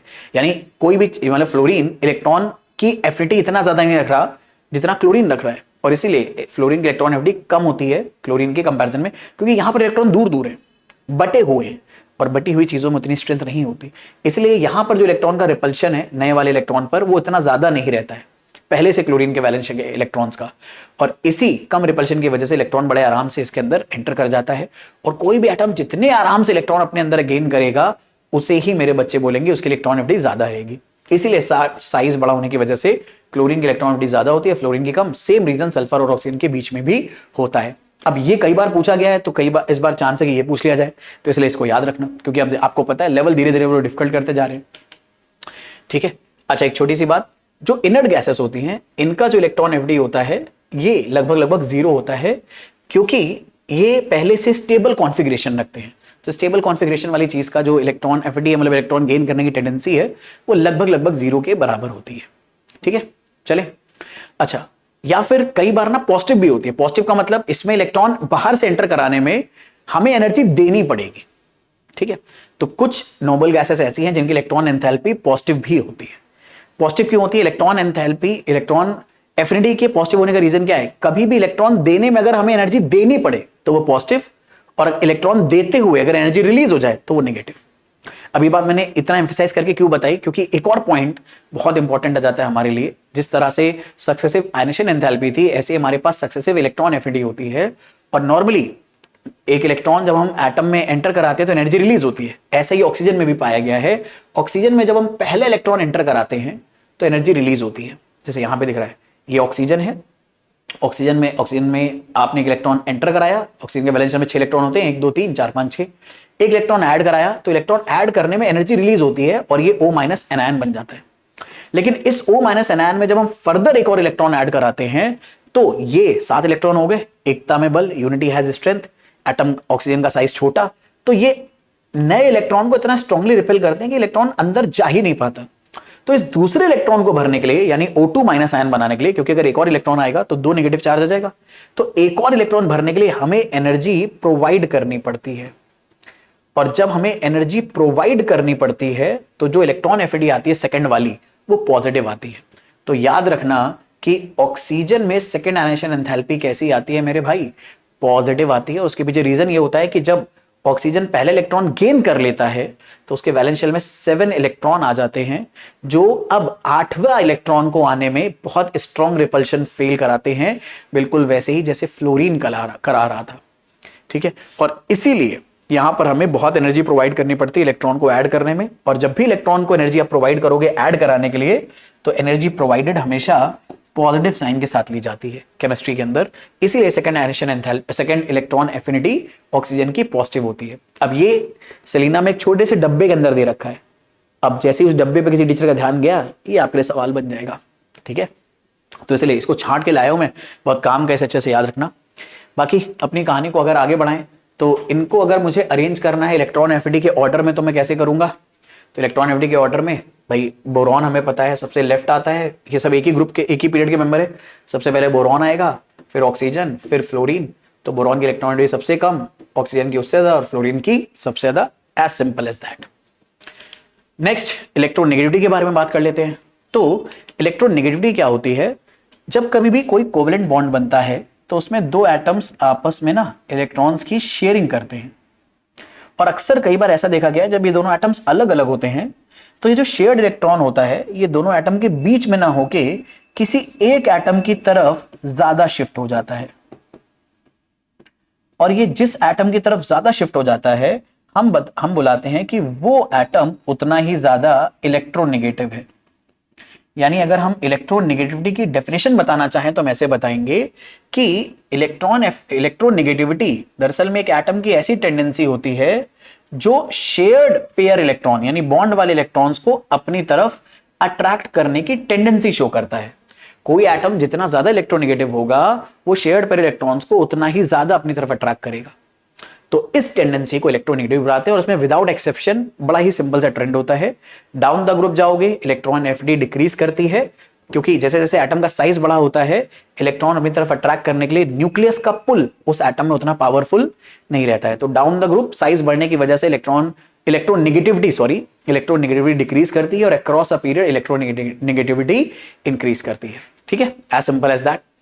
ये सबसे सिंपल मतलब प्रॉपर्टी थी।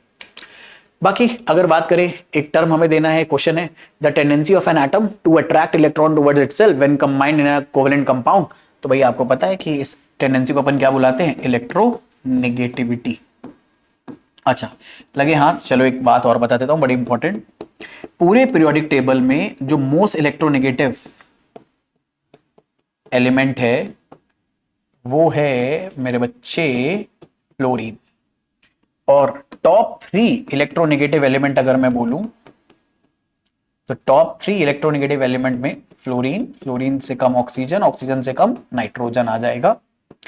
ठीक है, और अगर लीस्ट इलेक्ट्रोनेगेटिव एटम के बारे में बोलूं तो वो मेरे बच्चे हो जाता है फ्रांसियम। एक तरह से सीजियम फ्रांसियम के बीच में झगड़ा है। फ्रांसियम एक्चुअल में कई लोग इसलिए नहीं मानते क्योंकि वो थोड़ा सा रेडियो एक्टिव है, तो इसका डेटा हमारे पास कम अवेलेबल है। ट्रेंड को फॉलो करते हैं फ्रांसियम, अदरवाइज डेटा अवेलेबिलिटी के हिसाब से अगर कई बार देखा जाए तो सीजियम भी होता है।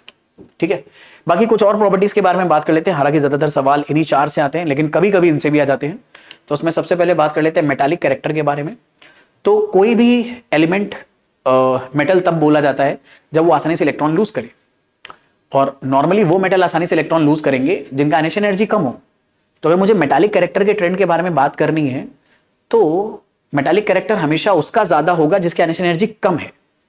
यानी मेटालिक कैरेक्टर इनवर्सली प्रोपोर्शनल होती है आयनेशन एनर्जी के।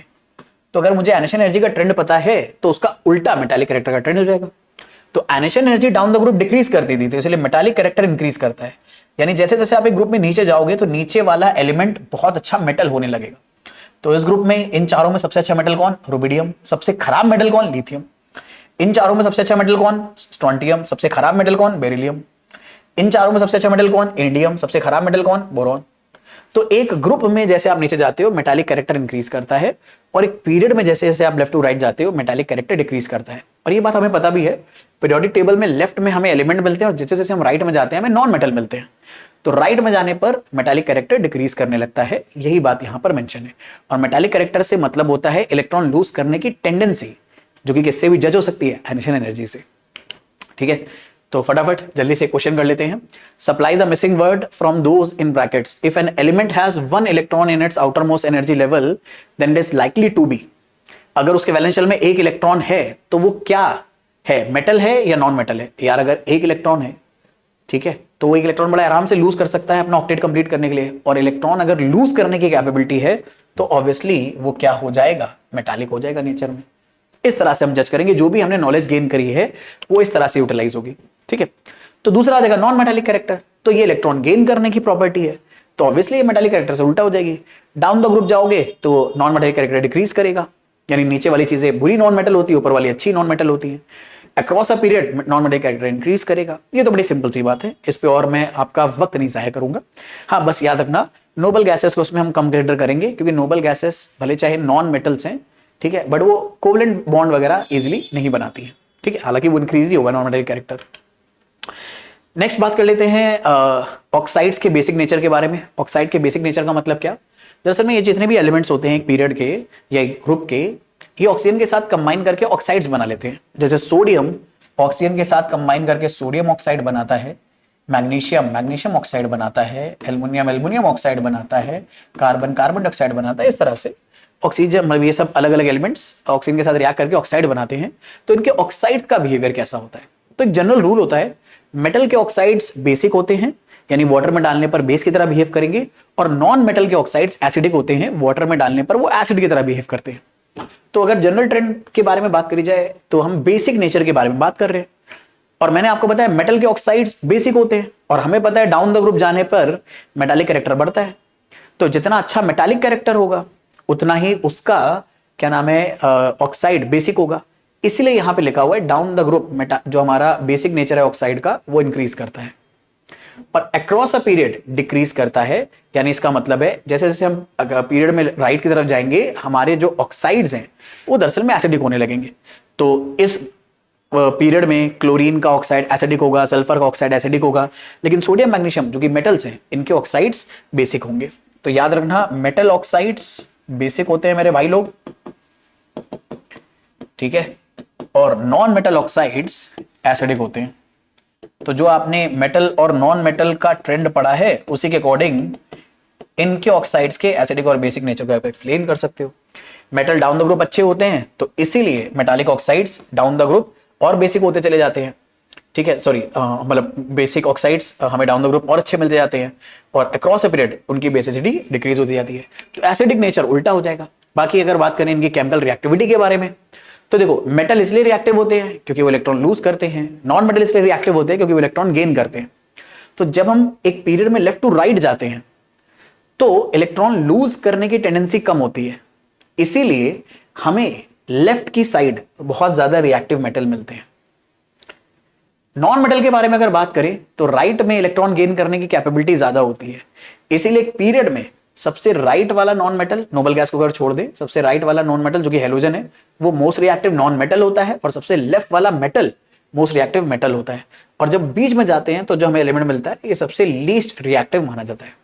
याद रखना यहां पर रिएक्टिविटी हम मेटल और नॉन मेटल के लिए अलग अलग तरीके से डिफाइन कर रहे हैं। मेटल के लिए इलेक्ट्रॉन लूज करने के बिहाफ पर और नॉन मेटल के लिए इलेक्ट्रॉन गेन करने के बिहाफ पर। तो अक्रॉस अ पीरियड अगर हम जाएंगे तो मेटल के करस्पॉन्डिंग रिएक्टिविटी अगर बात करी जाए तो मोस्ट रिएक्टिव मेटल लेफ्ट में मिलेगा और धीरे धीरे रिएक्टिविटी घटेगी, और most reactive non metal right में मिलेगा और धीरे धीरे बीच में आते हुए रिएक्टिविटी घटेगी। बाकी ग्रुप में अगर बात करें तो यार ग्रुप में मेटालिक कैरेक्टर बढ़ता है। तो मेटल्स के लिए जैसे जैसे आप नीचे जाओगे इलेक्ट्रॉन लूज करना आसान हो जाएगा, और इलेक्ट्रॉन लूज करना जितना आसान होगा मेटल उतना ज्यादा रिएक्टिव होगा। इसीलिए डाउन द ग्रुप किसी भी मेटल के अंदर अगर आप मेटालिक ग्रुप में मूव करोगे केमिकल रिएक्टिविटी हमेशा इंक्रीज करती है। ठीक है, तो ये छोटी छोटी बातें हैं जो आपके बड़े काम की हैं, इन्हें अच्छे से याद रखना। बाकी बात कर लेते हैं एक और टर्म के बारे में, it is called valency. Valency क्या होता है? It is equal to the number of electrons gained or lost or shared by an atom of an element to achieve the nearest noble gas configuration. Noble gas configuration achieve करने के लिए एक atom जितने electron lose करता है, gain करता है या फिर शेयर करता है, उसी को उसकी वैलेंसी बुलाया जाता है। इसके बारे में भी और डिटेल में समझेंगे, लेकिन उससे पहले एक इंपॉर्टेंट बात समझना, जब एक पीरियड में हम बात करते हैं तो वैलेंसी पहले इंक्रीज करती है और बाद में डिक्रीज करना शुरू कर देती है और ग्रुप में हमेशा सेम रहती है।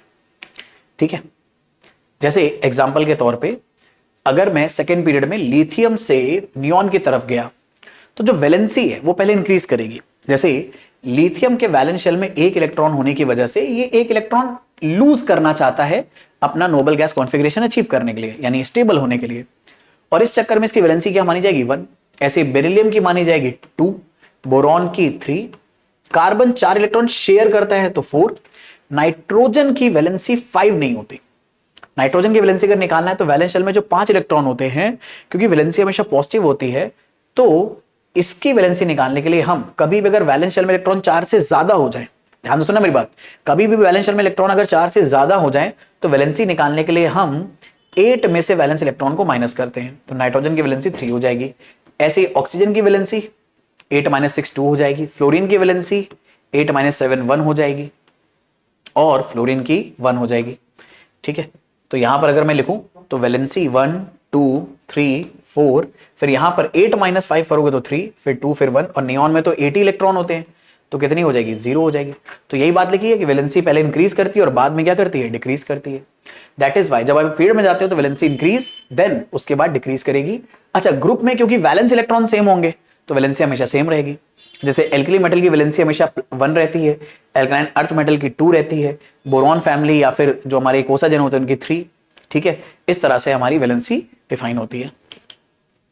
तो ये पूरा एक चार्ट है, एक साथ कंपाइल करके मैंने दे दिया है, अगर आपको स्क्रीनशॉट लेना है लेना। हालांकि मैं इसकी पीडीएफ आपको ऑलरेडी लिंक के डिस्क्रिप्शन में दे दूंगा, तो आप वहां से भी इसको ले सकते हो। अब एक छोटी सी बात फटाफट एक क्वेश्चन के थ्रू करते हैं ताकि हमें और चीजें समझ में आ जाए। कह रहे इस टेबल में H जो सिंबल है वो हाइड्रोजन रिप्रेजेंट नहीं करता है और कुछ एलिमेंट्स के अपने सिंबल हैं जो पीरियोडिक टेबल में दे रखे हैं, बाकी जो हैं वो किसी और लेटर से रिप्रेजेंटेड है। तो आपको सबसे पहले आइडेंटिफाई करना है Nobel gas of the fourth period. जैसे ये सेकंड पीरियड में लिथियम दिया है, ये इसका अपना सिंबल है, लेकिन जो डी दिया है ये प्योर, ये अपना प्रॉपर एलिमेंट नहीं है, ये डी सिंबल से डिनोटेड है। ऑक्सीजन का अपना सिंबल है, जे इन जनरल दे रखा है, ये नियॉन हमारी नोबल गैस दे रखी है 18 ग्रुप के अंदर। ऐसे ही थर्ड पीरियड में ए दे रखा है, ई दे रखा है, ये मैग्नीशियम है, सिलिका है। मतलब उन्होंने क्या करा है, पीरियोडिक टेबल के रिप्रेजेंटेटिव एलिमेंट्स आपको दे दिए हैं सेकंड, थर्ड और फोर्थ पीरियड के, और कुछ कुछ चीजें मिस कर दी हैं, कुछ कुछ चीजों के एक्चुअल नाम दे दिए ताकि तुम्हें हिंट मिल जाए कि कौन सी चीज कहां पर क्या मेंशन है, और कुछ कुछ चीजें छुपा दी हैं। तो तुम ढूंढ भी सकते हो यार, ऐसा कोई दिक्कत थोड़ी है। जैसे आपको पता है कि यार सेकंड पीरियड के क्या क्या मेंबर बन जाएंगे, अभी हम क्वेश्चन करते हैं। हालांकि हमसे बोला गया है हमें नोबल गैस निकालनी है फोर्थ पीरियड की, फोर्थ पीरियड की नोबल गैस 18 ग्रुप में मिलेगी, हमें वाई का आंसर बताना है। लेकिन उससे पहले फटाफट देख लेते हैं, अगर हमें वाई का आंसर बताना है तो हम निकाल सकते हैं ना। सबसे पहली नोबल गैस थी यार हीलियम, फिर आती है नियॉन, फिर आती है आर्गन, फिर आती है हीलियम, नियॉन, आर्गन, फिर आती है क्रिप्टन। तो हमें पता है वाई का आंसर क्रिप्टन है, लेकिन ऐसे हम सारे टेबल ढूंढ सकते हैं ना, इसलिए तो मैंने आपको पूरा निमोनिक याद कराया। ठीक है, इसलिए तो पूरा निमोनिक याद कराया था कि हम फटाफट क्या कर पाए, इस तरह से ढूंढ पाए कि हमारा कौन सा एलिमेंट कहां पर है। ठीक है, याद करो ना मैं किस निमोनिक की बात कर रहा हूं, यही। अरे रुक जा भाई, चला जा पीछे। अच्छा, इतनी जल्दी मैंने क्लिक करा कि बेचारा कंफ्यूज हो गया कि मैं कहां की बात कर रहा हूं, कहां ले जाना चाहता हूं तुम्हें। अच्छा, इतने सारे दरअसल में अपनी स्लाइड्स खत्म कर ली अपन ने कि पता ही नहीं चला अपने को। ओहो भाई साहब, अब तो दिक्कत हो जाएगी, ज्यादा ही पीछे जाना पड़ रहा है। निंजा टेक्निक इस्तेमाल कर सकते थे अपन वैसे निमोनिक तक पहुंचने के लिए। ठीक है, निंजा टेक्निक ही इस्तेमाल कर लेते हैं। एक काम करते हैं, यहां से मैं दिखाता हूँ। ओ भाई साहब, बहुत स्लाइड्स हैं। ठीक है, ये वाले निमोनिक की बात कर रहा हूँ, ये वाले निमोनिक की। तो इसमें अपन ने याद करा था ना, हिना, नीना और करीना, जीरोक्स, रंगीन। तो हीलियम, नियॉन, आर्गन, क्रिप्टन। तो अपन ने आंसर दिया था यहाँ पे कि आंसर क्या आ रहा था, क्रिप्टन आ रहा था। ठीक है, तो अगर आपको पूरी पीरियोडिक टेबल याद है तो आप पीरियोडिक टेबल से रिलेटेड और जितनी प्रॉपर्टीज बताई हैं उनसे रिलेटेड किसी भी तरह का क्वेश्चन बड़े आराम से सॉल्व कर लोगे, आपको दिक्कत नहीं आएगी मेरे भाई। ठीक है, तो पहला क्वेश्चन तो हो गया, find the noble gas of the fourth period, krypton हो जाएगी। आगे बात कर ले, how many valence electrons are present in Q. अब क्यू है कहां, पहले देखे तो क्यू है ये 15th ग्रुप का है और हमें पता है 15 ग्रुप में सब में वैलेंस शेल में कितने इलेक्ट्रॉन होंगे? 5। जितना इसका यूनिट प्लेस होगा उतने ही इसके वैलेंस शेल के इलेक्ट्रॉन होंगे। तो उन्होंने पूछा how many valence electron are there in Q? 5 हो गए। लेकिन अगर मान लो इसकी वैलेंसी पूछ लें तो अगर वैलेंस शेल में इलेक्ट्रॉन 4 से ज्यादा हो गए तो वैलेंसी 8 माइनस वैलेंस इलेक्ट्रॉन होता है विच इज 3। और आपको पता है ये सारे नाइट्रोजन ग्रुप के मेंबर्स हैं। तो नोबल गैस हमें मिल गई 4th पीरियड की क्रिप्टन। क्यू के अंदर कितने वैलेंस इलेक्ट्रॉन है? 5। Which element from group 2 would have the least ionisation enthalpy? तो ग्रुप 2 में ये जो 3 मेंबर दिए हैं इनमें से किसकी आयनेशन एंथैल्पी सबसे कम है?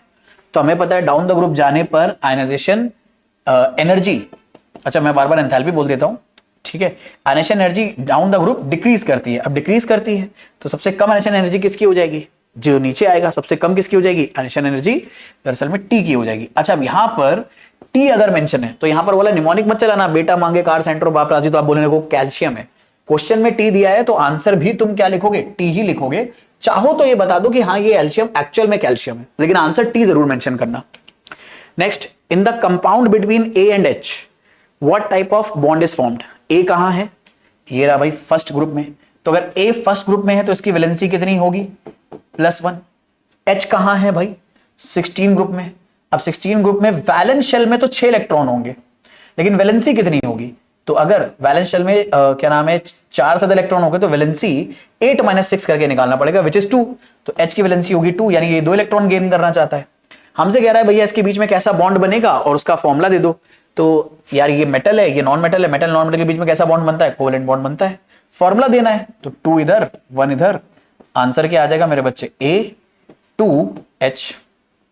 तो फॉर्मूला जो बनेगा वो A2H बनेगा। और बॉन्ड कैसा रहेगा? तो बॉन्ड आयनिक हो जाएगा। क्यों आयनिक बॉन्ड होगा? रीजन मैंने आपको बता दिया। अच्छा सॉरी, हाँ आयनिक बॉन्ड बनेगा, नॉट कोवेलेंट। ठीक है, शायद मैं कोवेलेंट बोलता क्या, आयनिक ही बोला होगा यार। मेटल है नॉन मेटल उसके बीच में तो आयनिक बॉन्ड बनेगा। मेटल नॉन मेटल के बीच में हमेशा आयनिक बॉन्ड बनता है, तो ये आयनिक बॉन्ड बनेगा और फॉर्मूला आ जाएगा A2H टाइप का। अच्छा A2H ही बताना, ये मत बताना कि अच्छा सर लिथियम के नीचे तो सोडियम आता है, ऑक्सीजन के नीचे तो सल्फर आता है, तो एक्चुअल में A सोडियम है, H सल्फर है, तो फॉर्मूला Na2S आएगा। नहीं नहीं, जिसमें सिंबल दिए हैं वही वाले सिंबल आपको इस्तेमाल करने। ठीक है, टनाटन, ये बात समझ में आई? अपनी कहानी को आगे बढ़ाएं। चलिए भाई बात कर लेते हैं relation between mass number and atomic number के बारे में। मास नंबर का सिंबल A और एटॉमिक नंबर का सिंबल Z होता है। ठीक है, ये क्या चीज है? दरअसल में कभी भी किसी एलिमेंट का सिंबल के साथ अगर आपको इस तरह से डिजिट्स दी जाती हैं तो ऊपर वाली डिजिट मास नंबर A से डिनोट होती है, नीचे वाली डिजिट Z जो की है वो एटॉमिक नंबर होती है। ये क्या चीज है? दरअसल में जो एटॉमिक नंबर Z होता है ये किसी भी एटम के न्यूक्लियस में प्रेजेंट प्रोटॉन्स का नंबर होता है। जैसे एग्जांपल के तौर पे सोडियम में अगर मान लो मैं ये सिंबल लिख दूं, एक मिनट पेन का कलर चेंज करता हूं यार, ब्लू वाला कलर इतना बढ़िया दिखता नहीं है, इसको यार कर लेते हैं थोड़ा सा ऑरेंज। तो सोडियम का अगर इस तरह से 2 नंबर दिए गए तो ये सोडियम का मास नंबर है, सोडियम का एटॉमिक नंबर है। और अगर सोडियम का एटॉमिक नंबर 11 है, इसका मतलब आप ये बोल सकते हो Z के बराबर है, ये A के बराबर है। और जो Z होता है यही एटम में नंबर ऑफ प्रोटॉन्स भी होते हैं। यानी अगर आपसे कोई पूछे सोडियम में कितने प्रोटॉन, तो 11 ही प्रोटॉन है क्योंकि इसका एटॉमिक नंबर Z है। तो ये मास नंबर क्या होता है? तो जो मास नंबर है मेरे बच्चे जिसे हम A से नोट कर रहे हैं वो दरअसल में न्यूट्रॉन और प्रोटॉन के नंबर का सम होता है। तो अगर यहां पर सोडियम का मास नंबर 23 है तो इस फॉर्मूले से मैं न्यूट्रॉन निकाल सकता हूं सोडियम में कितने हैं, क्योंकि मास नंबर अगर 23 है, न्यूट्रॉन मेरे को पता नहीं, लेकिन एटॉमिक नंबर से नंबर ऑफ प्रोटॉन तो पता है 11, तो न्यूट्रॉन आ जाएंगे 12। तो इस तरह से इन सिंबल्स का मोटिव होता है तुम्हें एटम की इंफॉर्मेशन देना, उसके प्रोटॉन के बारे में, न्यूट्रॉन के बारे में। और अगर एटम न्यूट्रल है तो उसमें जितने प्रोटॉन होंगे उतने ही इलेक्ट्रॉन होंगे। अगर 11 प्रोटॉन है तो मेरे भाई 11 ही इसके अंदर इलेक्ट्रॉन होंगे, क्योंकि एटम न्यूट्रल तो तभी होगा जब चार्ज दोनों का बराबर बराबर हो, तो जितने प्रोटॉन उतने ही इलेक्ट्रॉन। तो इसलिए 11 प्रोटॉन 11 इलेक्ट्रॉन होंगे। तो आपको इन सिंबल से ये सारी कहानी पता चल जाएगी। अब ये बात मैंने क्यों बताई? ये बात मैंने इसलिए बताई क्योंकि यहां पर एक छोटा सा आइडिया है जो तुम्हारे सेलिना में गिवन है और कभी भी इसके ऊपर क्वेश्चन आ सकता है। अच्छा, इस तरह के क्वेश्चन स्कूल एग्जाम में आने की प्रोबेबिलिटी बहुत ज्यादा होती है क्योंकि बुक्स के अंदर वो बात मेंशन है और अगर सेलिना फॉलो हो रही है तो कई बार ये सवाल पूछ लेंगे। तो पॉइंट क्या है? ऐसे एलिमेंट्स जो बहुत लाइट होते हैं, ठीक है, लाइट एलिमेंट्स जो दरअसल में इवन नंबर ऑफ प्रोटॉन्स रखते हैं, उनका अक्सर मास नंबर उनके एटॉमिक नंबर का डबल होता है। जैसे हीलियम एक हल्का एलिमेंट है, कार्बन एक हल्का एलिमेंट है और इसमें इवन नंबर इलेक्ट्रॉन है, तो इनका मास नंबर नोटिस करो, इनसे डबल आ रहा है। अब इससे क्या होता है, इससे हमें ना दरअसल में मास नंबर, एटॉमिक नंबर याद रखने की जरूरत नहीं पड़ती, हम पैटर्न से ढूंढ पाते हैं। हाँ, बस एक्सेप्शन याद रखना, बेरिलियम और आर्गन। बेरिलियम में 4 प्रोटॉन है, आर्गन में 18 है, लेकिन जो मास नंबर है वो डबल नहीं है, डबल से एक ज्यादा आ रहा है, डबल से ज्यादा आ रहा है। ठीक है, यहाँ पे 9 और यहाँ पे 40। बाकी मोस्टली में बात फॉलो होगी। ठीक है, जैसे अगर ऑक्सीजन में अपन फॉलो करें तो oxygen light element, atomic number 8, even आ रहा है तो मास नंबर 16 ही होता है। ठीक है, नियॉन एटॉमिक नंबर 10 तो मास नंबर लगभग 20 ही होता है। ठीक है, तो ये लगभग हमारे फॉलो करते हैं। अब इसी से हमारे लिए चीजें याद रख पाना या रिकॉल कर पाना काफी आसान होता है। ऐसे ऑड नंबर वालों के लिए भी है। ऐसे एलिमेंट जिसमें ऑड नंबर ऑफ प्रोटॉन्स होते हैं तो उनका मास नंबर 2 + 1 होता है। जैसे लिथियम में ऑड नंबर इलेक्ट्रॉन 3 है तो मास नंबर 7 है, भाई 3 के डबल से एक ज्यादा, 3 दूनी 6 + 1 7। बोरॉन में 5 के डबल से एक ज्यादा है, 11 है। एक्सेप्शन कौन है, हाइड्रोजन और नाइट्रोजन। हाइड्रोजन में जितने प्रोटॉन है, मतलब हाइड्रोजन का एटॉमिक नंबर 1 होता है, मास नंबर भी 1 होता है। नाइट्रोजन का एटॉमिक नंबर 7 है तो प्रोटॉन एटॉमिक नंबर 7 है तो मास नंबर 14 है। 14 से मतलब आपको एक ज्यादा नहीं करना, जस्ट डबल ले लेना है। तो एक्सेप्शन वाली केस याद रख लेना। तो इससे ना हमें याद रखने में काफी आसानी रहती है। एटॉमिक नंबर अगर दिया तो मास नंबर हम चेक कर सकते हैं आएगा कितना आने वाला है, और अगर कभी भूल गए हैं तो हम निकाल भी पाएंगे। ठीक है, अच्छा अब एक और इंपॉर्टेंट बात, अक्सर हमें एटम्स की स्टेबिलिटी के बारे में बात करी जाती है और एटम के न्यूट्रॉन प्रोटॉन से हम उसकी स्टेबिलिटी के बारे में बता सकते हैं। स्टेबिलिटी से मतलब क्या, दरअसल में आपने रेडिएशन वगैरह के बारे में सुना होगा कि क्या नाम है, कई एटम्स ऐसे होते हैं जैसे यूरेनियम न्यूक्लियर बॉम्ब के अंदर वगैरह इस्तेमाल होता है, न्यूक्लियर रिएक्टर में इस्तेमाल होता है। तो ये एटम्स अपने आप अपने न्यूक्लियस को तोड़ के बहुत सारा एनर्जी निकालते हैं। तो ये एनर्जी इसलिए निकालते हैं क्योंकि वो अनस्टेबल है। तो बहुत सारे एटम स्टेबल और अनस्टेबल हो सकते हैं और इनकी स्टेबिलिटी अनस्टेबिलिटी को हम न्यूट्रॉन और प्रोटॉन के नंबर से बता सकते हैं। जैसे एग्जांपल के तौर पे एलिमेंट्स जिनका न्यूट्रॉन और प्रोटॉन का जो रेशियो है अगर वो 1 आता है तो ये बहुत स्टेबल होते हैं। पर याद रखना यहाँ न्यूट्रॉन और प्रोटॉन के बारे में बात हो रही है, मास नंबर एटॉमिक नंबर के बारे में नहीं। ठीक है, तो न्यूट्रॉन प्रोटॉन का रेशियो अगर 1 है तो ये एलिमेंट्स काफी स्टेबल होते हैं, जैसे सोडियम, पोटेशियम, कैल्शियम। और ऐसे एलिमेंट जिनका न्यूट्रॉन और प्रोटॉन का रेशियो 1.5 या उससे ज्यादा चला जाता है तो वो रेडियो एक्टिव होते हैं। रेडियो एक्टिव का मतलब वो अपने आप अपने न्यूक्लियस को डिस्ट्रॉय कर देते हैं और स्टेबल एलिमेंट्स की तरफ जाने लगते हैं। इसका क्लासिकल एग्जांपल है यूरेनियम। इसका अगर आप प्रोटॉन और न्यूट्रॉन का रेशियो निकालोगे 1.5 से ज्यादा आएगा। अच्छा, ये प्रोटॉन नहीं, ये प्रोटॉन है लेकिन ये न्यूट्रॉन नहीं है, ये तो मास नंबर है। मास नंबर में जब प्रोटॉन माइनस करोगे तब न्यूट्रॉन आएंगे और दोनों का आपको रेशियो लेना होगा। तो वो 1.5 से अगर ज्यादा आ जाए तो ऐसे एलिमेंट्स रेडियो एक्टिव होते हैं। ठीक है, ये छोटी मोटी इन्फॉर्मेशन थी जो आपके काम की थी, इसलिए मैंने आपको बता दी। आज की वीडियो में इतना ही रखेंगे भाई, मिलेंगे नेक्स्ट क्लास में। नेक्स्ट क्लास बायो की होने वाली है, तो भाई लगातार हमारे साथ जुड़े रहना। अच्छा, कैसे हम लोग चीजें काम करेंगे, पहले 1 शॉट में लेक्चर कवर करेंगे, फिर भाई ऐसे हम लोग क्वेश्चंस लाएंगे जो मोस्ट इंपॉर्टेंट क्वेश्चंस है तुम्हारे स्कूल के एग्जाम के पॉइंट ऑफ व्यू से, तुम्हारे प्री बोर्ड के पॉइंट ऑफ व्यू से, तुम्हारे बोर्ड एग्जाम के पॉइंट ऑफ व्यू से। जरा सोचो, अभी से प्रिपरेशन करते हुए चलेंगे, एकदम फैंटास्टिक रिजल्ट देना है इस बार अपने को। डजंट मैटर अपना 9th कैसे गया था, 10th में तबाही मचानी है, फोड़ना है बहुत तगड़े से।